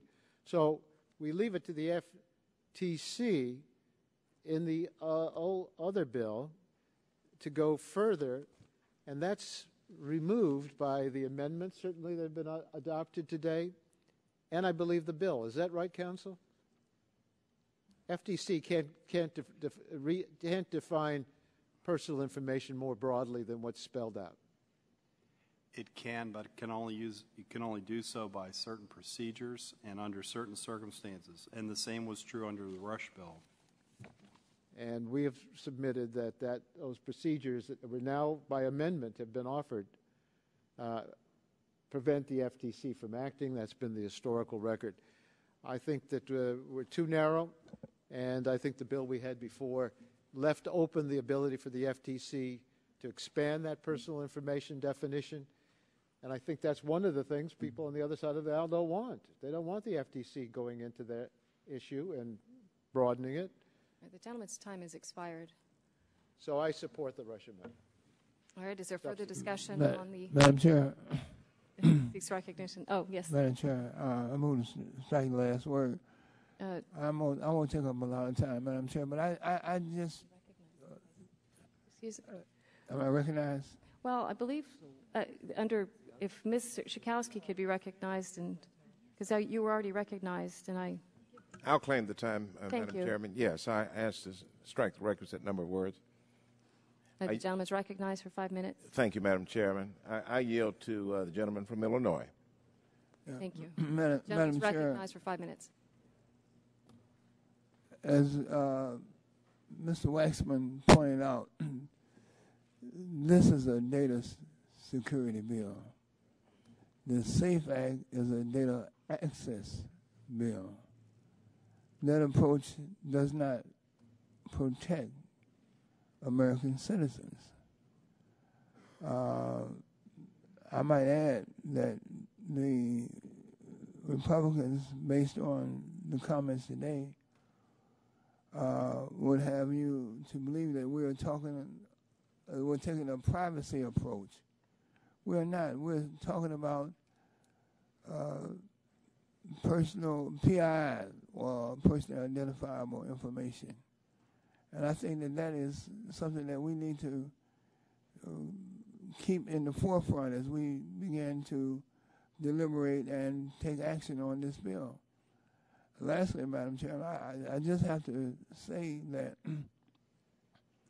last year, the reason why we had a bipartisan bill was because we had bipartisan input. We had input from Mr. Markey and from Mr. Stearns. We had from Radonovich, from Mr. Martin. I mean, it was the height of an exemplified bipartisanship that produced that. Not only here in the subcommittee, but when we went to the full committee, same thing. All right, strong cooperation, because the number one priority was to protect the data of the American citizens. When we went to the floor, same thing, unanimous. I think we had one vote on the floor in opposition. The bill passed. Oh, it was on the suspension, on the voice vote. We passed on the suspension. So we weren't here, And Madam Chair, I just want to say this, all motion is not movement, and certainly all motion is not progress. All right, we're having a lot of motion here, but we're not progressing. I think we're digressing, because this is the kind of legislation, and this is a moment where we should exemplify to the American people a strong sense of bipartisanship, because we all agree about that this is a severe problem that we're suffering under, and that the American people are faced with. And for us to now go into our respective corners and quibble and argue and fight about things that are nonsensical, I just think that it really kind of is a disservice, and really kind of makes us, it demeans this whole process. For the life of me, I just don't see why the bill that's before us right now, in my opinion, Madam Chairman, and I do this respectfully, out of a sense of utter respect for you as the chairman, but I just think that it's an inferior bill, and we're passing out inferior legislation. And the question that I have is the same question that Mr. Waxman asked. Why are we doing this? Why are we trying to, are we trying to, again, hamstring another federal agency? I mean, there's no agency in the federal government that have more public support than the Federal Trade Commission. If the gentleman Not one agency. I will, Madam Chair, but let me just make this point. There's not one agency in the federal government that has more support, widespread support among the consumers, all right, than the FTC. And let us not hamstring that one agency that has been doing a remarkable job over the years. I yield to the chairman. I thank the gentleman and appreciate his comments. And just the great question, why are we doing this? And first of all, yes, we've passed it out of the House a couple of times to go nowhere. You know, and every bill in this Congress deserves a fresh look. The American people deserve that. Not only that, elections bring different people to the House and a different set of eyeballs and a different set of ideas and a different set of constituencies, and that's why we are where we are today. It is a new time. It is a new bill, and I appreciate very much the comments that I've heard from your side of the aisle suggesting that we work together and look for bipartisanship. I still believe that's possible, and I don't know the calendar between now and the fall, but I look forward to very robust discussions with all of you and recognize that the Congress is different now, and the sentiment of the Congress might be different than it was last Congress or the Congress before that and before that. And the goal, it is my goal and the goal of this subcommittee to get something signed into law and continue to say, well, it passed the House and it was not contested, and it's just not good enough anymore. So I appreciate the gentleman yielding to me, and I'm sorry, reclaim, if I just got a minute, reclaiming my time. I want to say the outlook for this bill in terms of it is going to be, I think, and I'm not trying to predict what's going to happen in the future. I don't know. But I don't think this bill is going to become law either. All right. And Madam Chair, has expired. Madam Chair. And thank you. For what purpose does the gentleman seek? Move to strike. Gentleman's recognized for 5 minutes. Thank you, Madam Chair. I think you made a great point. I mean, the point here is H.R. 2221 by my colleague from Illinois did have bipartisan input, and you know, that's a great thing. And I think this, in many cases, replicates that bipartisan input. So when you have a bill that I think really kind of steps it up a little bit, takes the advantage of having another little bit of time to look at the changes we need to make, that's it. H.R. 2221 didn't accomplish many of its other goals as clearly or concisely as it could have. We haven't wrecked H.R. 2221, but we've improved it. For instance, 2577 ensures that the innocent consumer who holds information on another and suffers a breach, you ever had your email account hacked, is not ensnared in this federal regulation by tying the holding of information to interstate activity.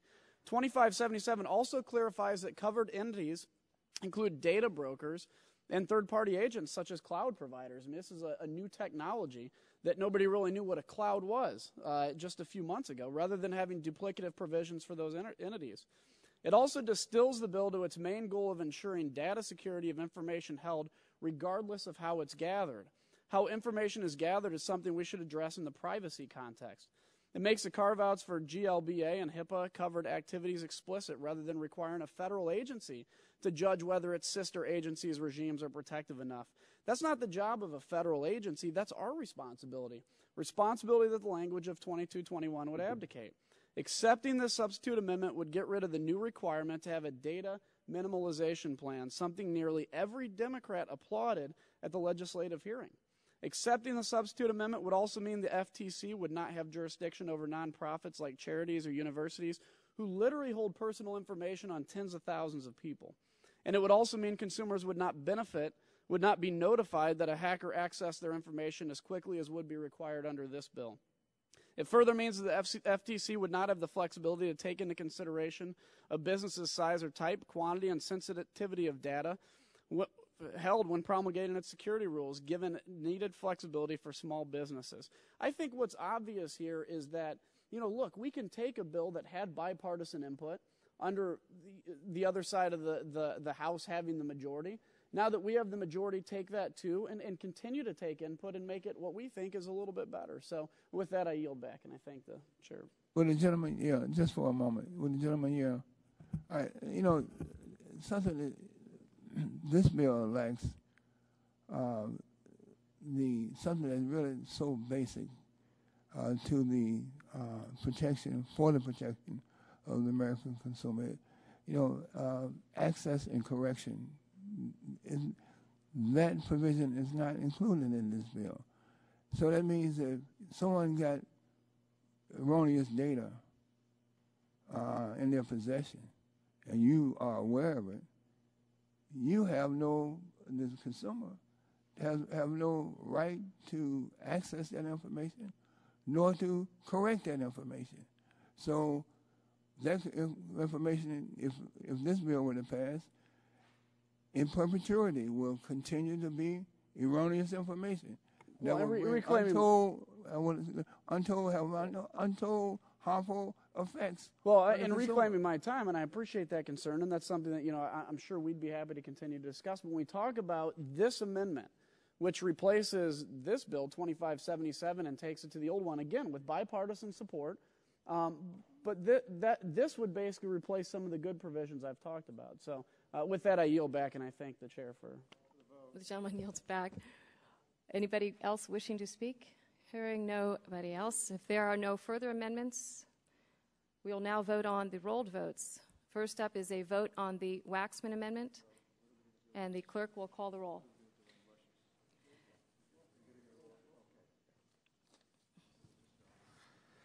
Mrs. Blackburn. Mrs. Blackburn, nay. Mr. Stearns. Mr. Bass. Mr. Bass, nay. Mr. Harper. Mr. Harper, nay. Mr. Lance. Mr. Lance, nay. Mr. Cassidy. Mr. Guthrie. Mr. Guthrie, nay. Mr. Olson. Mr. Olson, nay. Mr. McKinley. Mr. Pompeo. Mr. Pompeo, nay. Mr. Kinzinger. Mr. Kinzinger, nay. Mr. Barton. Mr. Barton, present. Mr. Upton. Mr. Upton, nay. Mr. Butterfield. Mr. Butterfield, aye. Mr. Gonzalez. Mr. Matheson. Mr. Dingle. Mr. Dingle, aye. Mr. Towns. Mr. Towns, aye. Mr. Rush. Mr. Rush, aye. Ms. Schakowsky. Ms. Schakowsky, aye. Mr. Ross. Mr. Ross, nay. Mr. Waxman. Mr. Waxman, aye. Mrs. Bono-Mack. No. Mrs. Bono-Mack, nay. Are there further members seeking to vote? Mr. Matheson, nay. The clerk will report.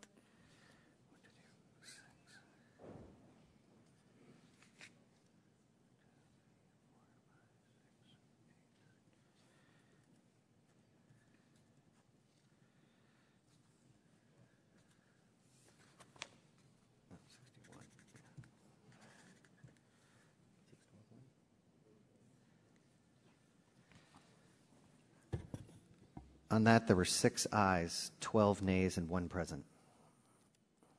6 ayes and 12 noes. The amendment is not agreed to. And next we have a vote on the Butterfield amendment. All those in favor say aye. All those opposed say no. No.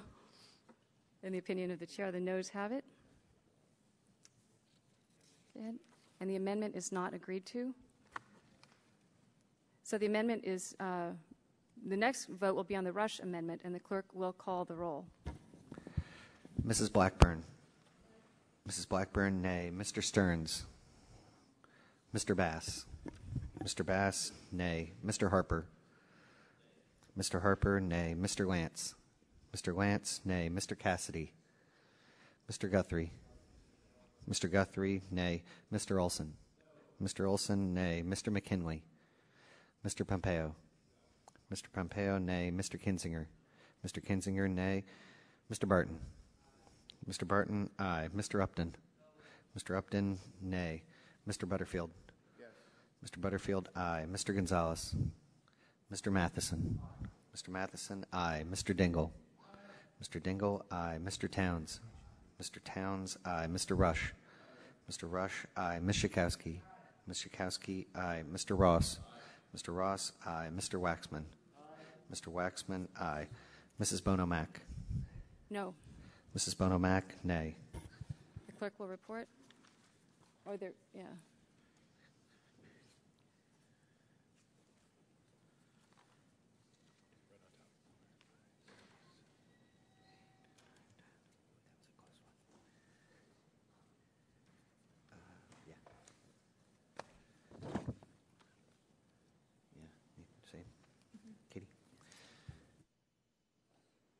On that, there were 9 ayes, 10 nays.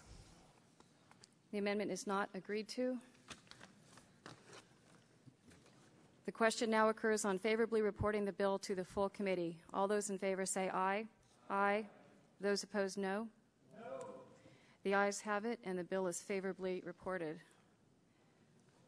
So as the legislation moves forward, I want to assure everyone that I'll continue to work with Mr. Butterfield and Mr. Waxman and all of my colleagues on the other side of the aisle to see if we can find common ground. At the end of the day, we all want the very same thing, new safeguards that will better protect American consumers in the future. Without objection, staff is authorized to make technical and conforming changes to the bill approved by subcommittee today. Hearing no objection, so ordered. I thank all members and staff, and the subcommittee stands adjourned subject to call of the chair.